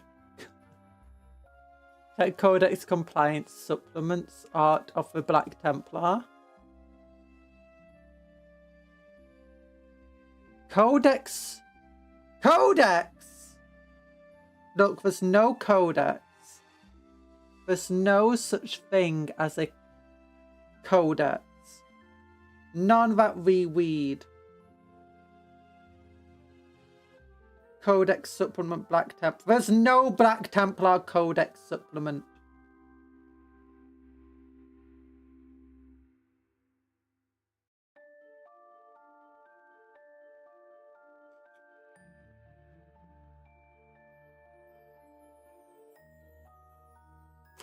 Punch, punch, punch. Talan's a lazy one. So mean. So mean. Oh, there's still nothing new here. Look how cool this art looks though. That's beautiful. Want a freshly fried corn dog with hot and spicy mustard? Nice. I don't want anything to eat. I ate some food and it made me feel ill today. I don't want to eat anything else. I might have a burger later. Well, half a burger. Yeah.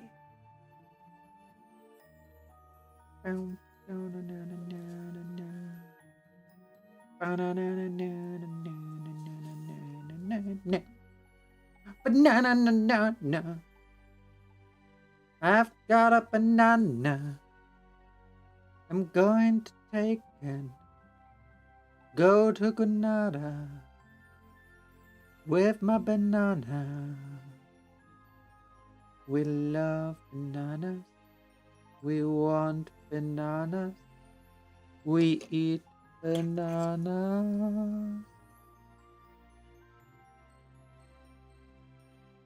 I have a banana. Taking it to Granada. Who fries corn dogs? That's how corn dogs are made in America. They take a hot dog that's actually a corn dog and they put it in a deep fat fryer with some batter and it goes and we got a corn dog.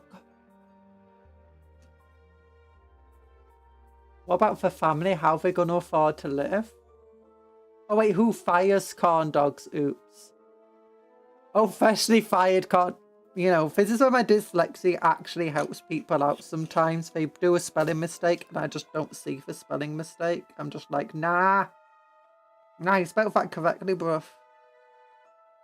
I've had someone else is like commenting and making jokes and I'm like, what? They're fired for corn dogs. The joke's just bad, Tanan. That's what I'm gonna go with. I meant to say fried, but this is fun. Yeah. It would have been more fun if I read it correctly.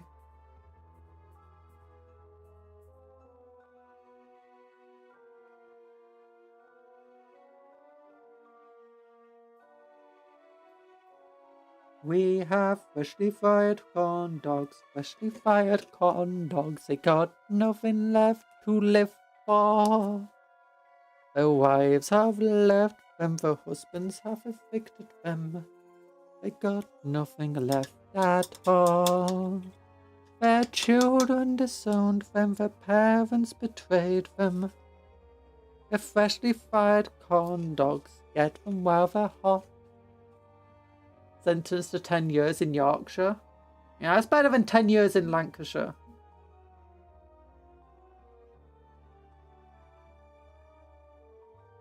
Except, oh no, Lancashire has a Lake District, doesn't it?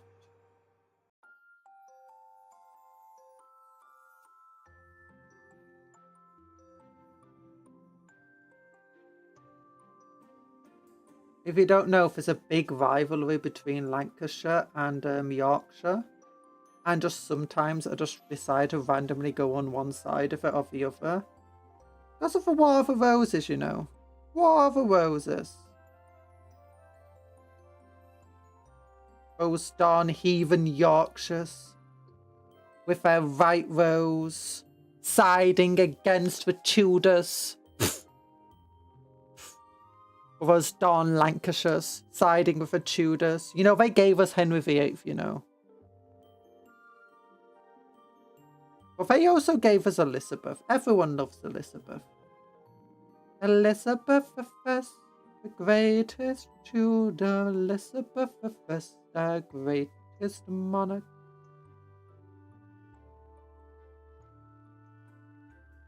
How can you be sexist in Britain when our greatest monarch was a woman?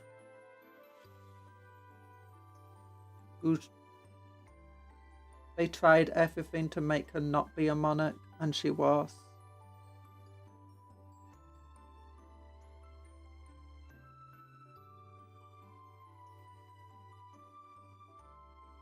There we go.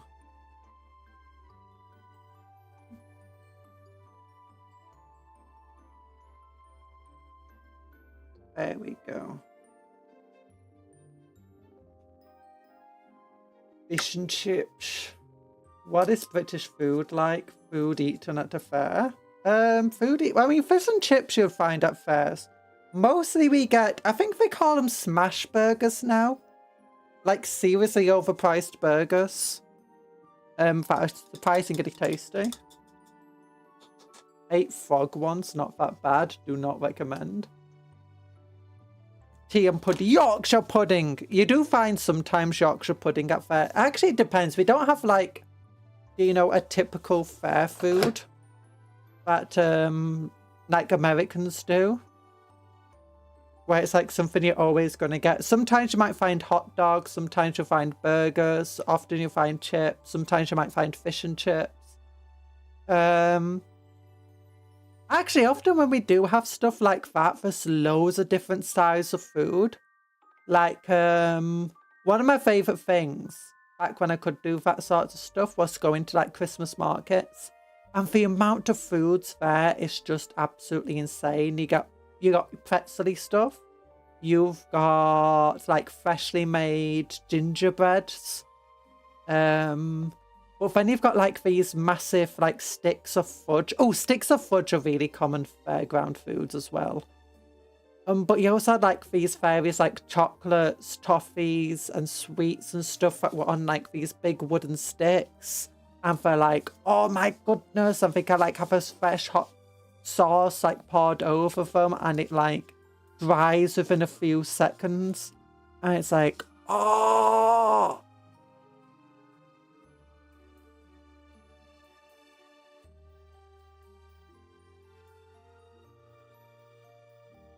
Stick of fudge makes it seem like someone dipped a stick in some melted fudge. In melted fudge. Now, a stick of fudge is like, it's like just fudge in a stick shape. It's got no, I mean, you can have it like on a stick if you want, but and then you get like all sorts of toffees and all sorts of like nougat and things like that. I mean, burger, as I said, burgers and hot dogs, sausages. Often when you do find like hot dogs in places, it's not like hot dogs. It's more like, you know, frankfurters. Or, you know, proper like butcher sausages kind of stuff. Like they're mostly what you see in a lot of these places.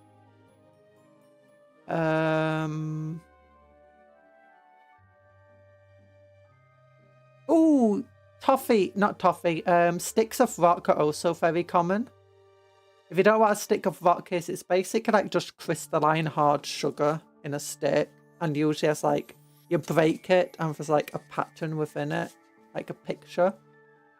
Blackpool was very famous for that. Blackpool rock. I'm trying to think, what did I have when I went to Alton Towers? I think they're just like more typically hot doggy type stuff. Kids demand the stick flavor. Yeah, corn dog, or someone dipped a stick in some dough and the taste of the stick will persist. Yeah, there's a lot of different food. So it really depends on the type of fair. Like, if it is like a popular fair in a town or a city or something, then you're probably going to get like all sorts of like food and stuff. And you're going to get, if it's like a fair in a village, you're probably going to get like the local butchers and cafes and stuff will probably set up stalls there. If it's a fair, as in like one of those mobile fairgrounds with rides and stuff, often they won't be selling sweets or foods or anything like that because often they're right next to the town centre. Or if they do, they might be like packaged stuff. At least on my experiences, not that I've really gone to many of them. If it's fairs like permanent fairgrounds, like in Blackpool, Alton Towers and stuff like that, then it can often vary between these groups very heavily. I think Alton Towers, your more processed, packaged sort of thing, that's going to be a bit more like an American one. Eating fair food early makes you taste the morning. What?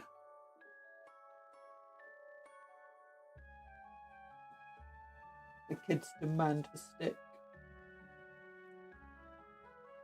What time is it? It's 1. I can't overrun too much today because I've got a doctor's appointment later on. Okay, what do I want to do now? We've gotten the reds done. I think all of that's dried now. So what we can do is just give it a bit of a dry brush with some pink. And for that, I don't want to use a proper dry brush. I want to use this because it gives me more control.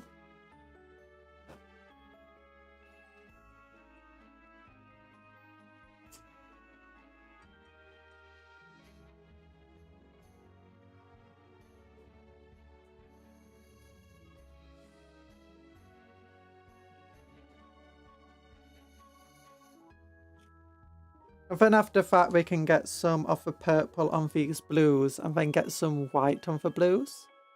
And then I'm thinking, get the eyes painted red.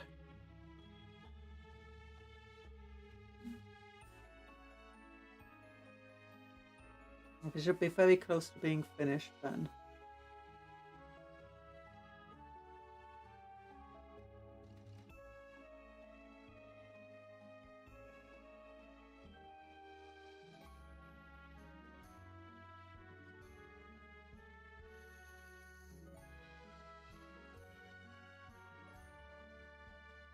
Oh, yeah.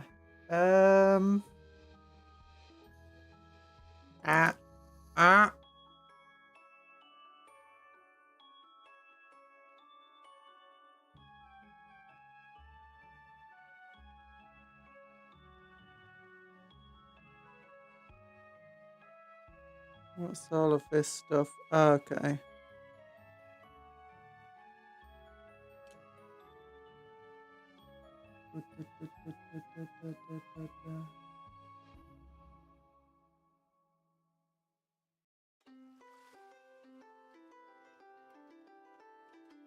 I think Harry Potter helped popularize the British film industry to the world more. The British film industry was really... Now, the British film industry was massive at one point, like bigger than the American film industry, or at least as big. In fact, the Harry Potter isn't a British film industry. It's made by American film industries. In Britain, and it helped fund a lot of British film industry for the future. Because, you know, they hired costume makers, camera crews, all of this stuff, and it helped fund them to make their own stuff in the future. But again, it was not the British film industry. The British film industry had basically been dead by that point for a while. The real things that help popularize actual British film industry is Doctor Who, Monty Python. I don't know how popular the Carry On films were outside of Britain. Mr. Bean, Wallace and Gromit, Like, all of them are actually British film industry. It's British studios working on these things. Harry Potter is, well, it's Warner Brothers. It's American. Rowan Atkinson, beloved by my family for like 3 generations. Yeah. Rowan Atkinson's more beloved outside of the UK than he is within it.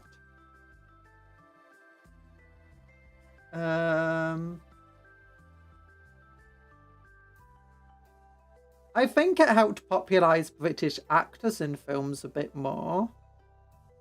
And, you know, British acted films. With that being said, again, we weren't exactly short on British actors in films like James Bond. Oh, don't forget, James Bond was... The first James Bonds were all British films. They were fully British studios. Eventually got bought out by American studios and they started making it. But yeah.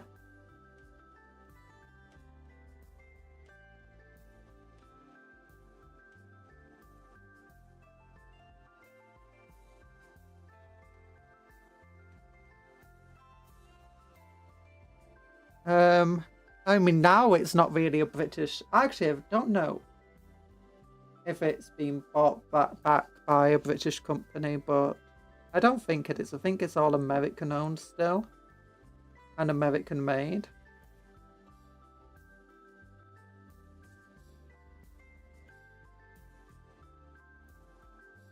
Mr. Bean's worked so well because no one was talking in it. He did talk a little bit, but you didn't really need for talking. And it was so easy to dub over, there was so little of it. When they did need to dub it. But yeah, Mr. Bean works so well because of a lack of stuff like that. That's one of the reasons it became such a global success.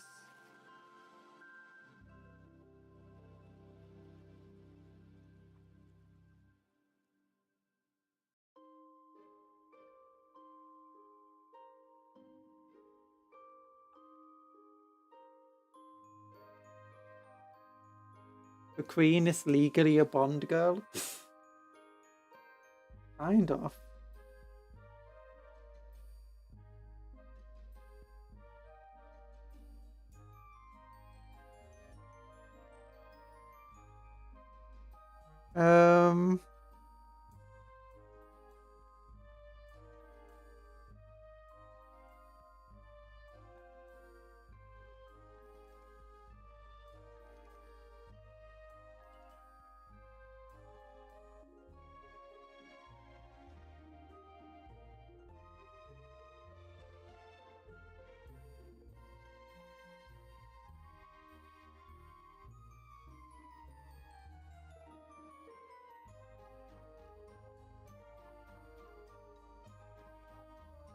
Yeah, British film industry was absolutely massive for quite a while.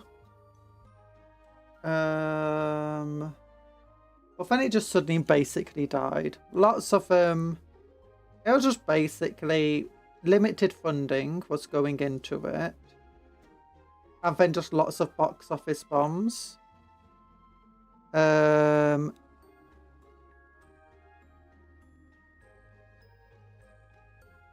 And then, especially, I think, to compete with the American film industry, which just had so much more money being pumped into it. Eventually, the British film industry just kind of petered out and died.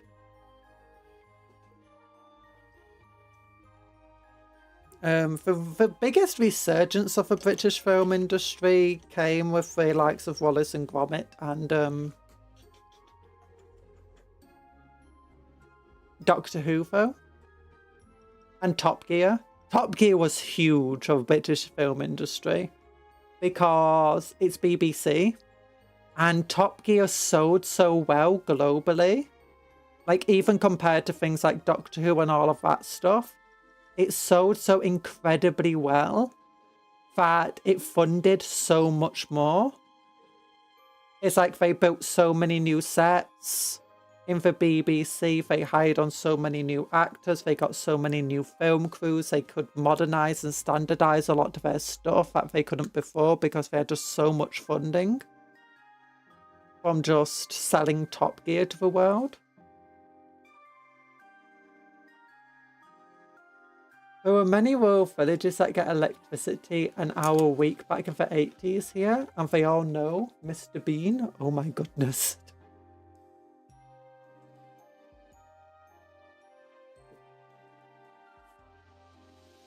You miss Bond films. They're still making Bond films. My brother doesn't like the new ones. He absolutely adores James Bond. I don't really care for James Bond. But he absolutely adores it. And he doesn't like modern James Bond because he thinks it's gone all woke and stuff. It's like, what? What? He didn't like it when they made James Bond blonde. And it's like, he was blonde in the books. It's like, I didn't read the books. Like, what do you mean you didn't read the books? You have all the books.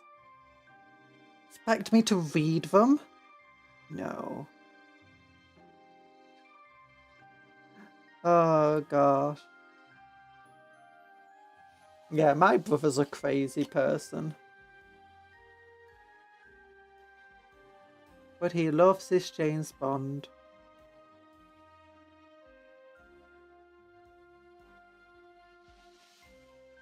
Top Gear did so well. The leader of Al-Qaeda went, I hate everyone in Britain except for lads on Top Gear foes. That is actually true. He invited them around as well. Same for like the leaders for all sorts of groups.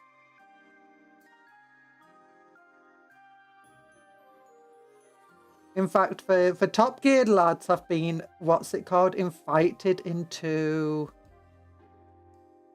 like the Saudi Arabian princes and Iran and all sorts of places. Everyone loves cars. Apparently.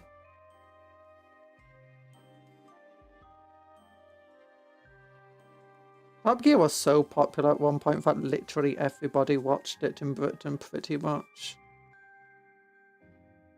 It's like even myself and my mother, who don't really care for cars very much, watch Top Gear. Not reading, having an awful opinion seems to run in for. No! I read sometimes.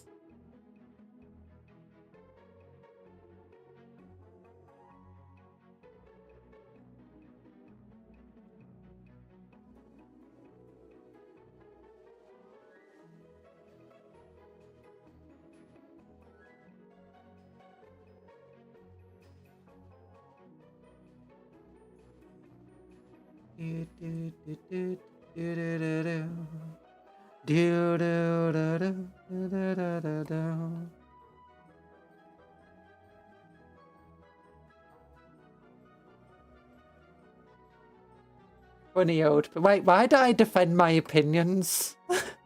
Why did I defend? It's like reading and having bad awful opinions runs in the family. I defend the fact that I read. It's I just admitted my opinions are terrible.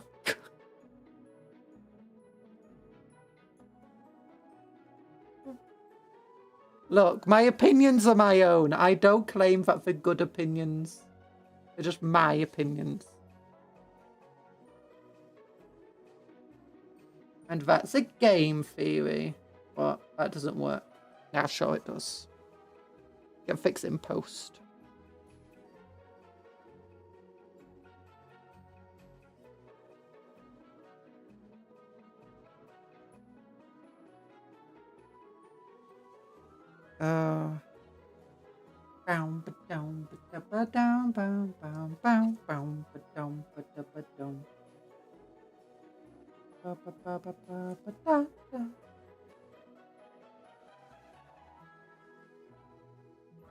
James Bond. The name's Bond. James Bond. The name's Curry. Arthur Curry. Chai means tea in India. Oh, chai tea! Wait, so when we have chai tea, it's just literally tea tea. Tea, tea, tea, tea, tea, tea, tea, tea, tea. I learned that from Spider-Man.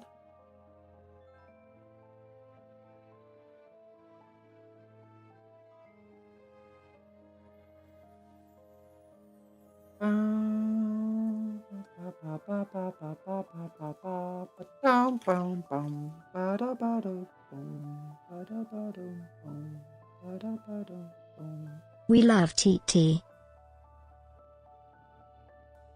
We love tea. I know about chai and tea. Usually it's Americanism to mean more specific milk variety. Oh. Well, often you do see a lot of those things where, a certain word from one language means like the same. It's like a katana. Katana just means sword, and scimitar also means sword. But in English, it refers to a very specific type of sword from a certain region.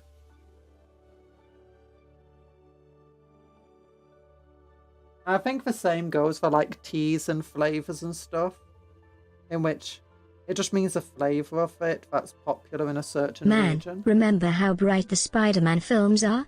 I grew up with the rhyme variety. I grew up with variety too. I wasn't a big fan of them, but I did love the spider suit. Oh my gosh, Raimi's spider suit's amazing. I just love the idea of the texture. The look of the texture's amazing. I want to touch it. I don't get the same with the other spider suits. I had a water bottle that Dino had, the textured suit on it. And it was the most... oh, was it a notepad? No, it might have been a notepad. I think it was a notepad actually that had the texture of like the suit on it, and it was amazing. I absolutely loved touching it. It was like, oh!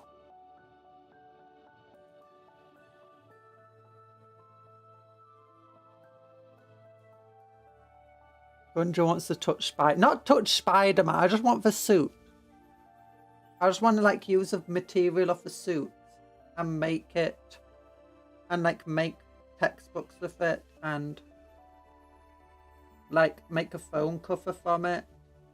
Oh, I want a phone cover with a Rami suit on now. I never watched the Garfield Spider-Mans, and honestly everything from them just makes me not want to watch it, everything I've seen. Maybe it's really good. I've heard people say they absolutely love it, but I'm not a big fan. I'm not a big Spider-Man fan. I've enjoyed the Holland Spider-Mans well enough. I probably enjoy them more than the Rami Spider-Mans. Partly because the Rami Spider-Mans have aged awfully in some regards.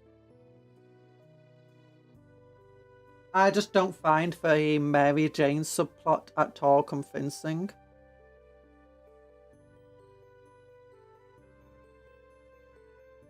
Which doesn't help.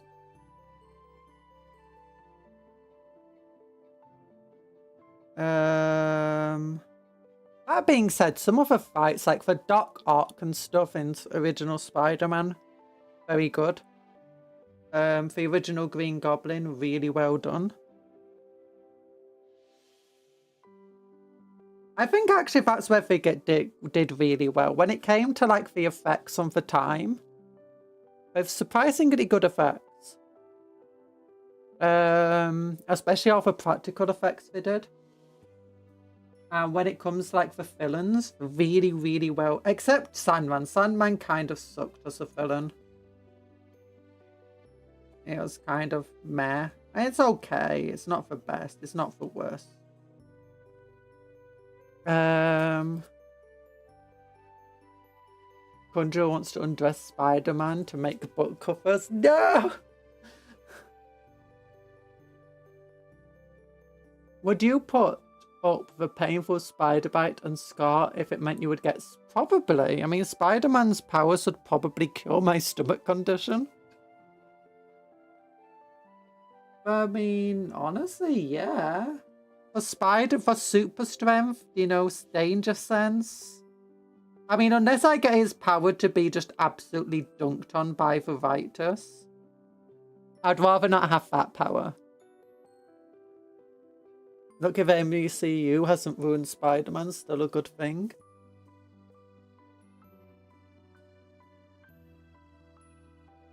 Oh yeah, I think one of the other things that the Rami Spider-Man falls down is the fact that everyone looks like they're 30-something. It's like they're meant to be 16-year-olds and they look 30-something. That's where the MCU Spider-Man really sells it. He actually feels like a kid. He feels like a 16-year-old. I can buy this guy being Peter Parker. And he also does combine well for, you know, an actual nerd. Like, he feels like an actual human being rather than this kind of stereotype of a human. Which the Rami Spider-Man kind of was. Where it's like, oh, he's meant to be a nerd. Let's just have him do nerd things. Ha! Let's throw him into a typical bully scene. I think the MCU did really well in a lot of ways when it came to the Tom Holland Spider-Man.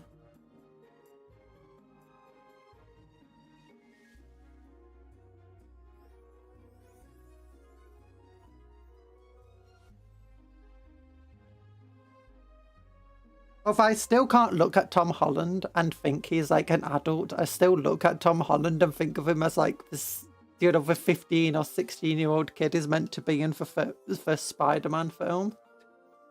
Conjuror, you have anxiety or danger sense. Word of the day. Millip. Millip.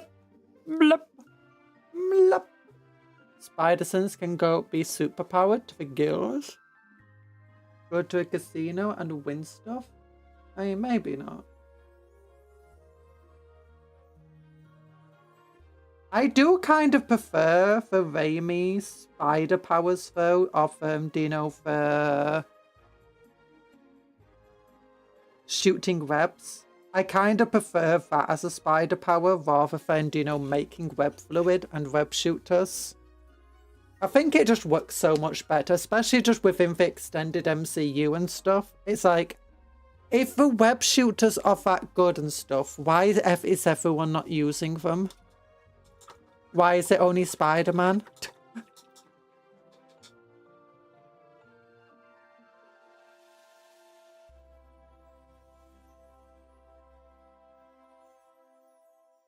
Are we talking about Tom Holland? We're talking about Spider-Man, because Peter is the only one with a recipe. True, but at the same time, how many people haven't been able to... With all the geniuses that exist in the MCU, you'd think someone could reverse engineer it, or even if not reverse engineer it, just figure out how it works.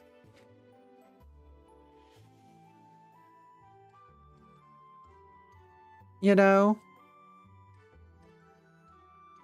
Well, apparently no, no one else can.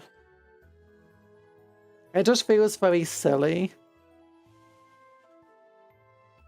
Anyone else about super strength and durability? Yeah, like everyone in the MCU has super strength and durability, or if you don't, you can make a suit that gives it to you. And heck, you don't need to swing with it. All you do is just fire it at somebody and suddenly they're wrapped up in spiderweb. You know, that's strong enough to restrain a superhuman.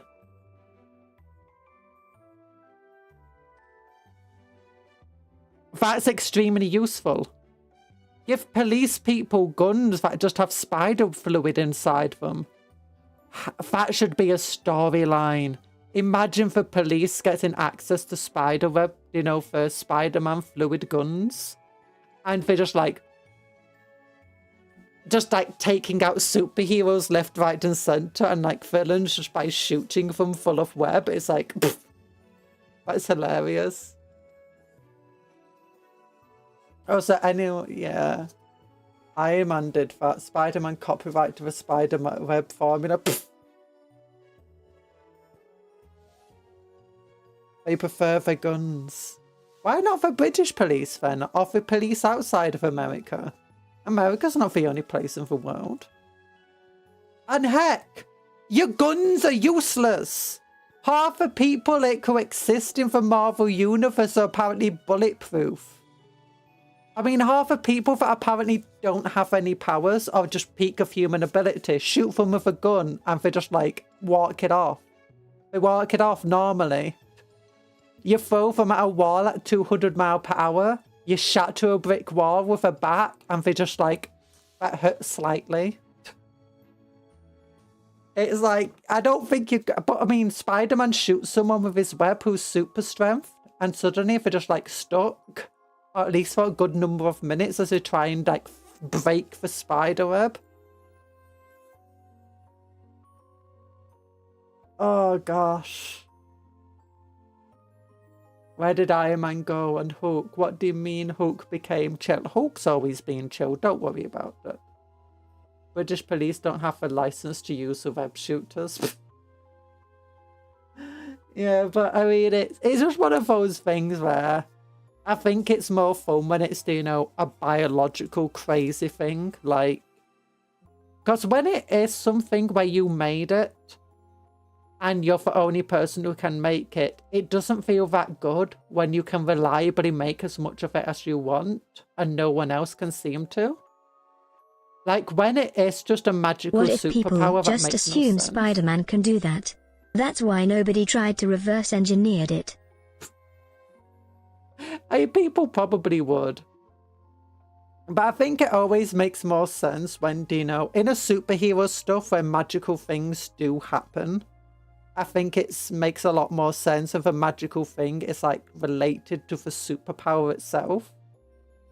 I mean, maybe for the only reason he can make it is because like his spider sense somehow gives him this capability of knowing how to make this stuff. And no one else can replicate it because they don't have that spider sense. I mean, maybe. But at that point, why just not make it? Whatever. Also, I feel like it makes Spider-Man a bit more of a Mary Sue.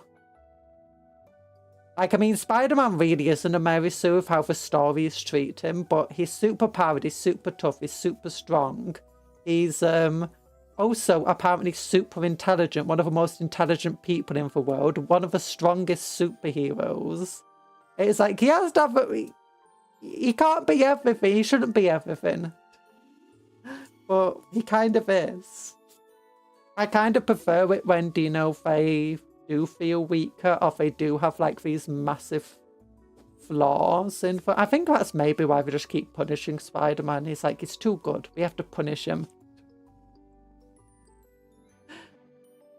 Oh. Also, apparently Peter has to tap his web shooter twice to shoot. That has been a thing since the 80s. Oh. I like X-Men universe better. They brought back Wolverine. Wolverine's cool. In the comics, Hulk is really chill. When Bruce Banner and Hulk is separate, Hulk is a friendly caveman, while Bruce is a sociopath turned into a villain.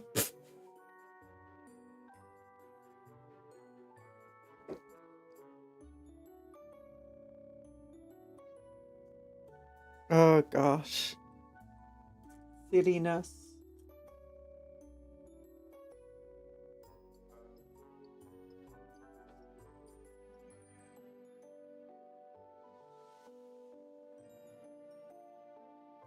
Why does Deadpool... Because it hurts! He doesn't like being in pain. It hurts when he gets shot.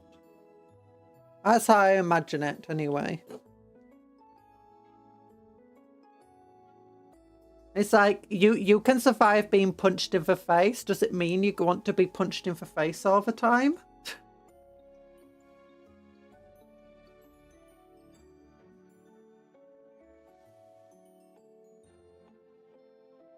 Also, what if one of the bullets like hits his central nervous system? Sure, he can recover from it, but it's going to knock him out for a while, as his body has to regenerate his nerves.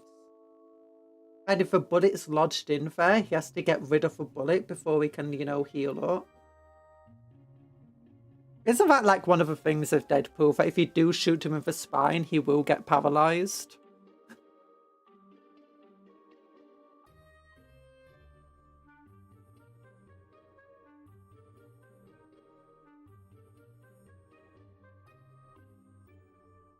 That's kind of my favourite things, though, of, like, heroes.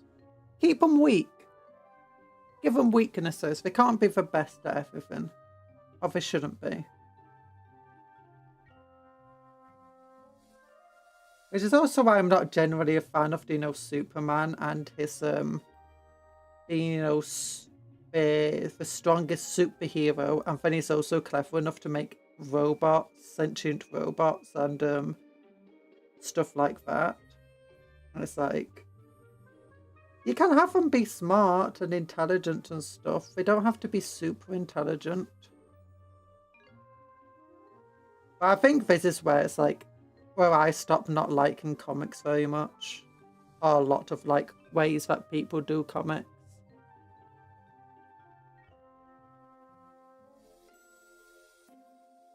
People like heroes, but they would never watch a movie and pay attention.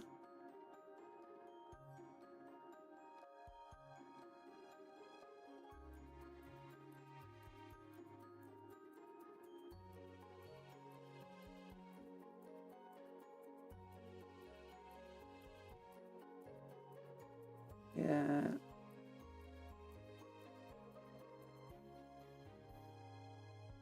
I just enjoy heroes being.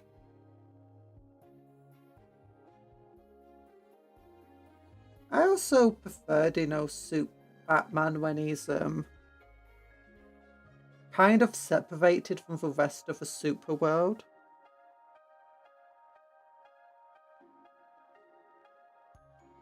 And he's got his more grounded story arcs.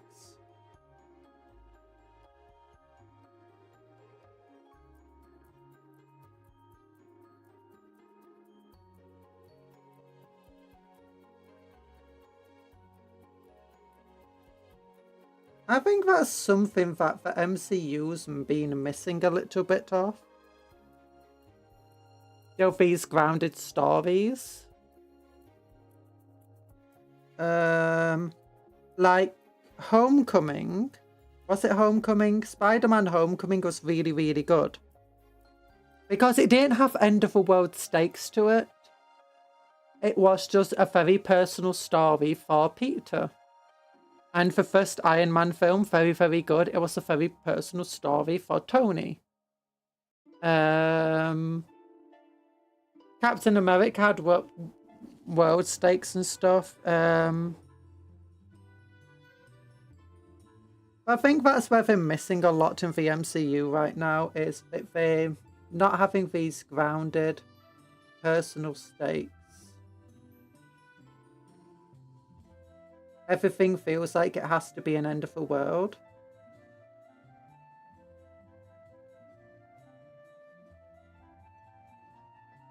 The fate of the world has to be on the line. And it's like, it doesn't have to be on the line every single time. You can. Vulture had an amazing design. Vulture did have a great design. Like MCU's Wonder Man. Oh, is that an MCU film? I've heard a bit of Wonder Man. I don't know anything about it other than just seeing bits of it around. And it's so good. One of the best MCUs in recent. Ooh. I think actually that's kind of what made Shang-Chi kind of good, except then they had to just ruin it with an end of the world thing. And it's also why I liked the first episode of Miss Marvel. Because it just felt like a story about this girl. And it was nice. And then they decided just to throw end of the world stakes into the story and just speed things along. And it was just like, okay, yeah, you lost me.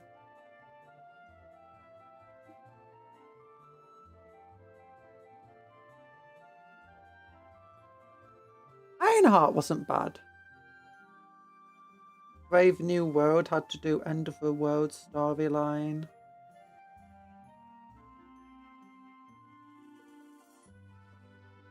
I think Wonder Woman is in for WCU. Wonder Woman's for DCU.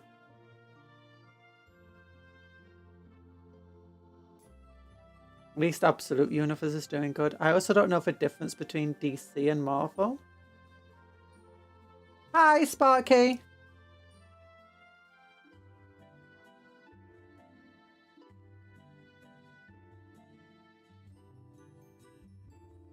DC is Batman, Marvel is Iron Man. DC is Batman, Superman, The Flash,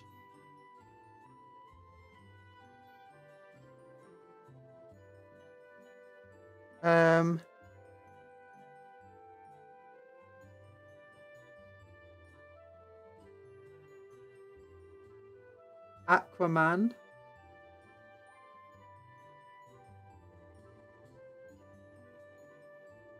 Black Adam, Shazam.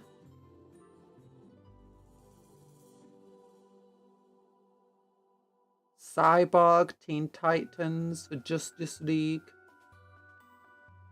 The MCU is all those terrible superheroes no one likes.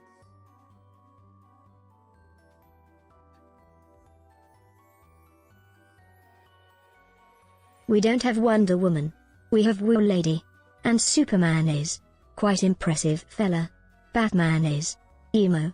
Then we also have the Fish Person. Yeah. And for Fast Person.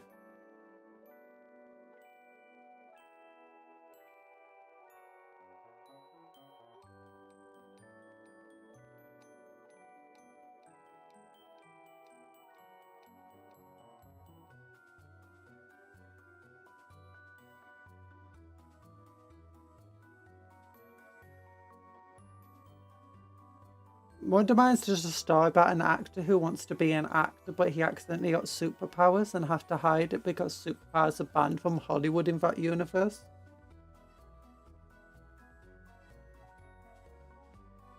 Weird.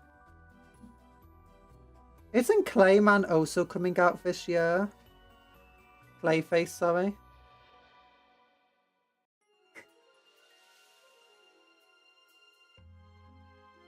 The Deep.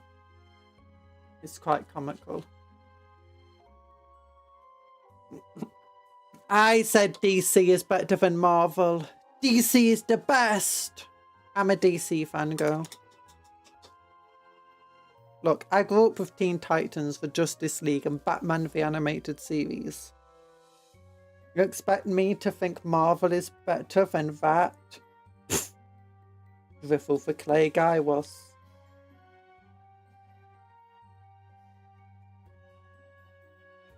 Yeah, Conjuror just said he came out. No! It's coming out.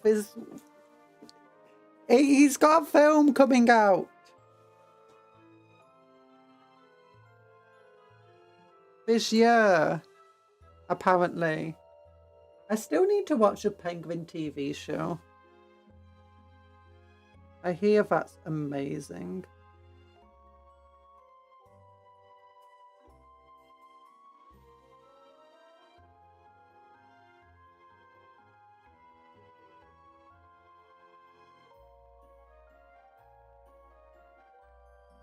Okay, I did go a bit outside of the lines there. But it's fine, we can just correct that later.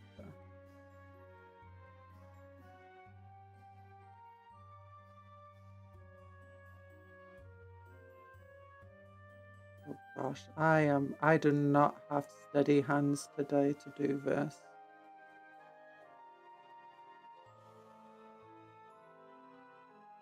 Unfortunately, my vision is going dizzy.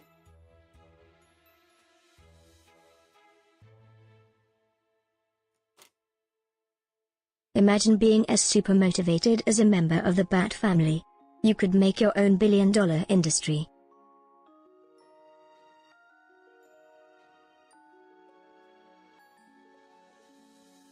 Yeah.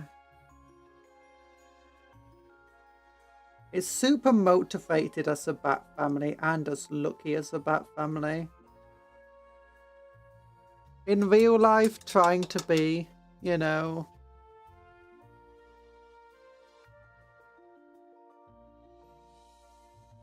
two of them is very difficult. Dogwell does the worst.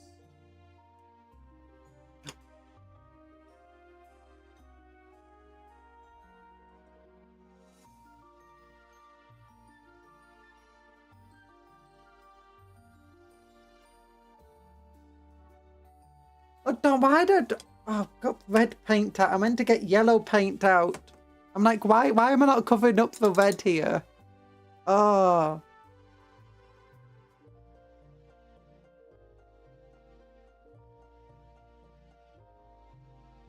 Dog Wilder is like the greatest villain in comic book history.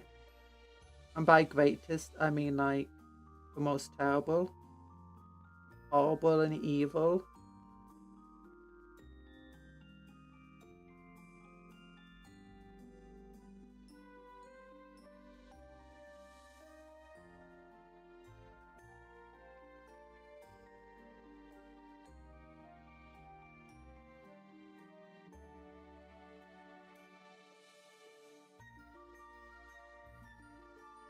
I'm all for what if a hero had horrible powers, you know, that aren't very good.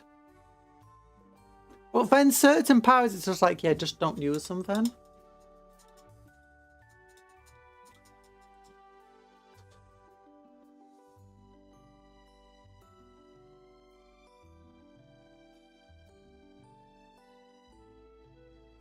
I don't think Dogveld is part of a DC universe, obviously.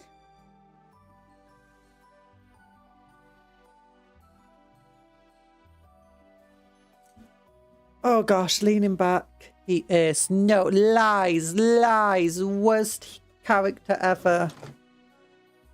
Dog welder.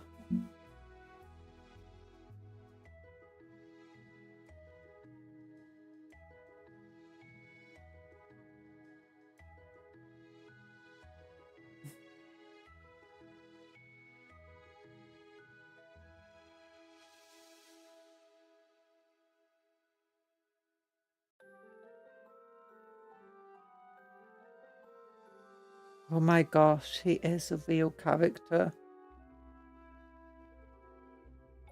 For DC, no! No! DC instantly gets made 10 times worse with Dog Welder's existence. Hey, yes, Dado, how you doing? 3 unskippable ads in front of his stream. Oh my goodness, that's terrible. I hate it when YouTube does that. And I've got my ad set to, you know, the 2nd level for recommended. Oh. I know, it's when I lean back, I float. Whee! I jump. I jump. I jump. I jump. Jump. And if I stay leaned back, I fly. Wow. Bear. She's the witch burner. No! Don't burn me. Oh. I'm tired. Bombardment. No, dodge. Burger on my head. I got a burger on my head. Do, do, do. A burger on my head. Do, do, do. A burger, burger, burger, burger, burger, burger, burger, burger, burger on my head. Do, do, do, do. Do, do, do, do, do, do, do, do, do, do, do, do.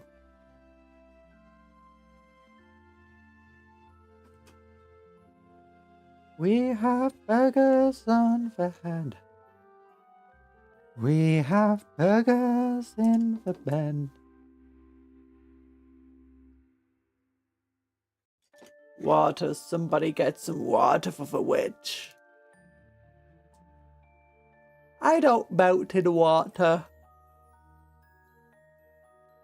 I just float. I'm a floaty personality.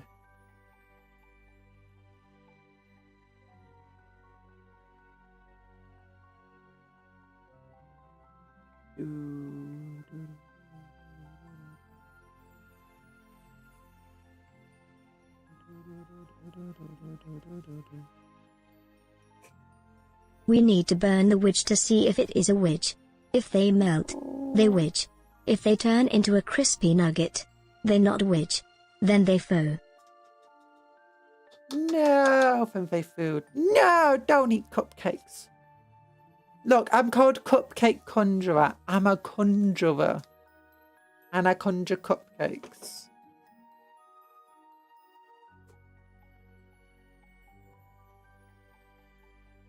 That's why it's not food. Oh my gosh, I'm tired. Added witch flesh.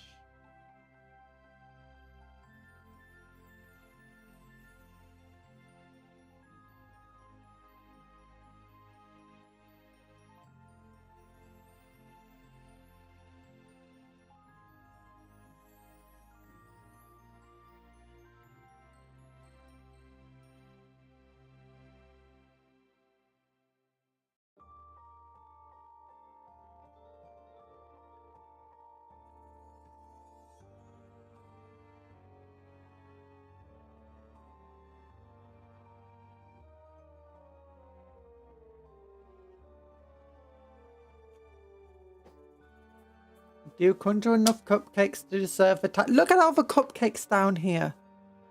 Look how many of them I've conjured.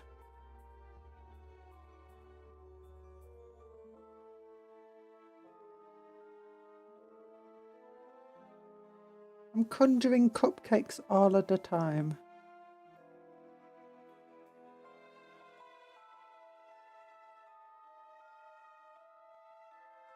Okay, there we go. Got some eyes. This looks like a very messy model.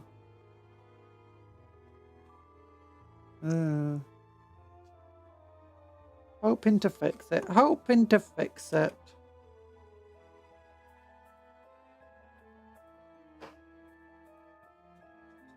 Weird to not see native engine. Yeah.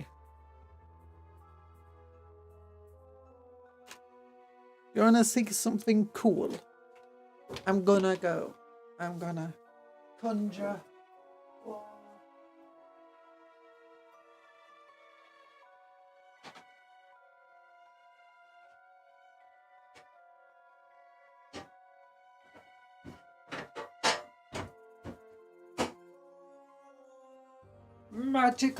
Magical conjure powers. Cupcake.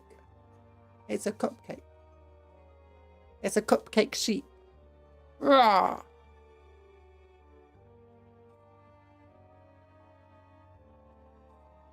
Now it's native engine.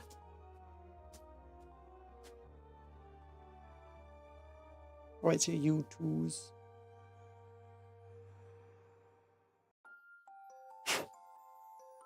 A bit dusty, this thing.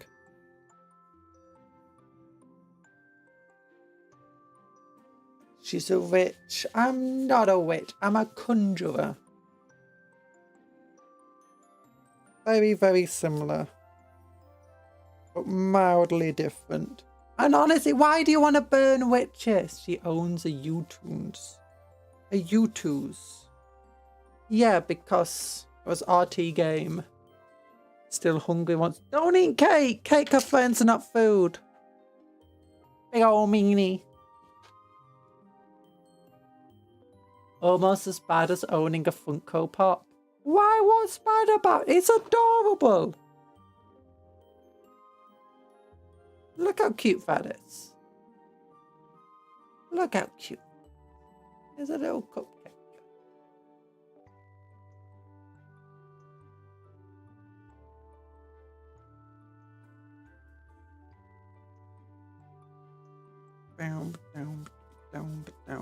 Well, obviously not a big enough fan. I thought Funko Pops died. Didn't the company like explode or something?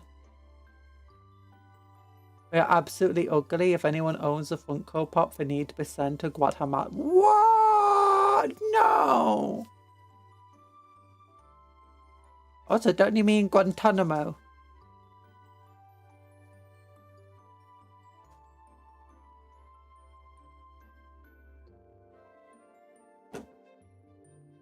Panty and stocking with garter belt. I have a t-shirt with panty on it. It's bright red. The country of Guatemala. Why Guatemala? Why are you sending them there?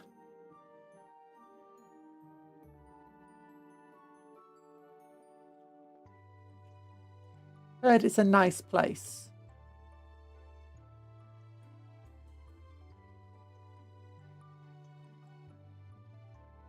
You feel bad for people who own Funko Pop.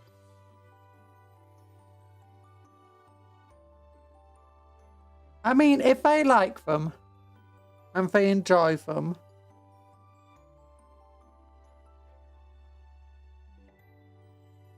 why do you feel bad for them? They're allowed to own something that they enjoy. Yeah. They don't have to attain for value.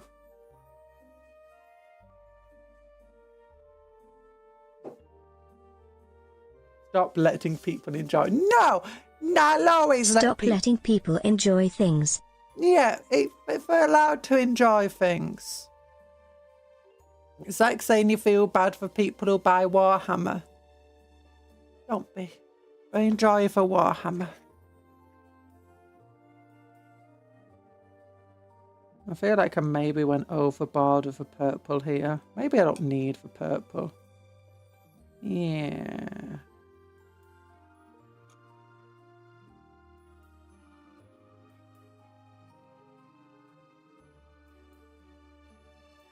You also feel bad for people who can't... No! That's like saying you feel bad for people who buy video games.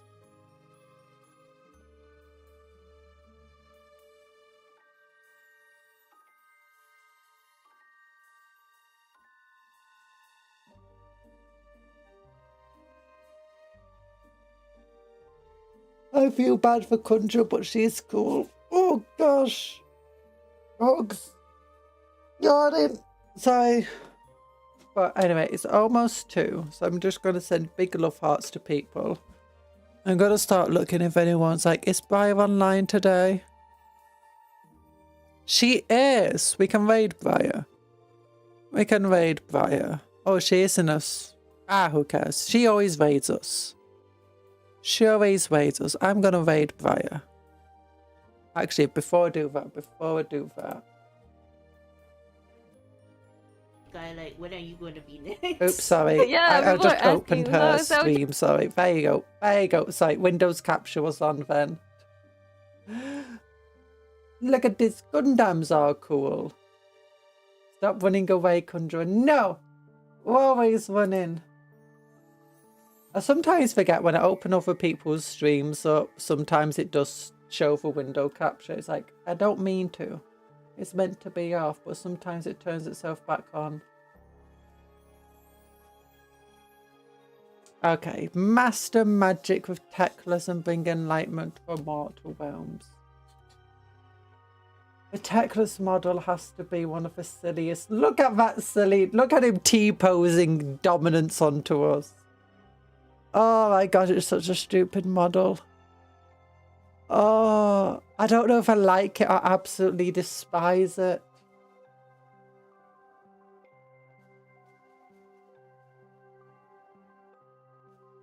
Nah, I don't have a how-to for witches. I'm gonna edit the stream here. Customization. Don't forget to like the stream if you're not liked it already, as it does help me out. And don't forget to watch and like the video I've got up. I got to raid into Briar. Hopefully that will work. So thanks for coming to the stream today. Techless is so jolly and merry there. Goodbye everyone. Thanks for coming to the stream today. I hope you have a good rest of your day. Oh wait. I need to do a cupcake raid. Oh my gosh. How am I so silly? Cupcake emote. Cupcake raid. I am so exhausted today. Yeah, we're doing a goodbye. Do a cupcake raid into Briar. Send her lots of love. Big love hearts.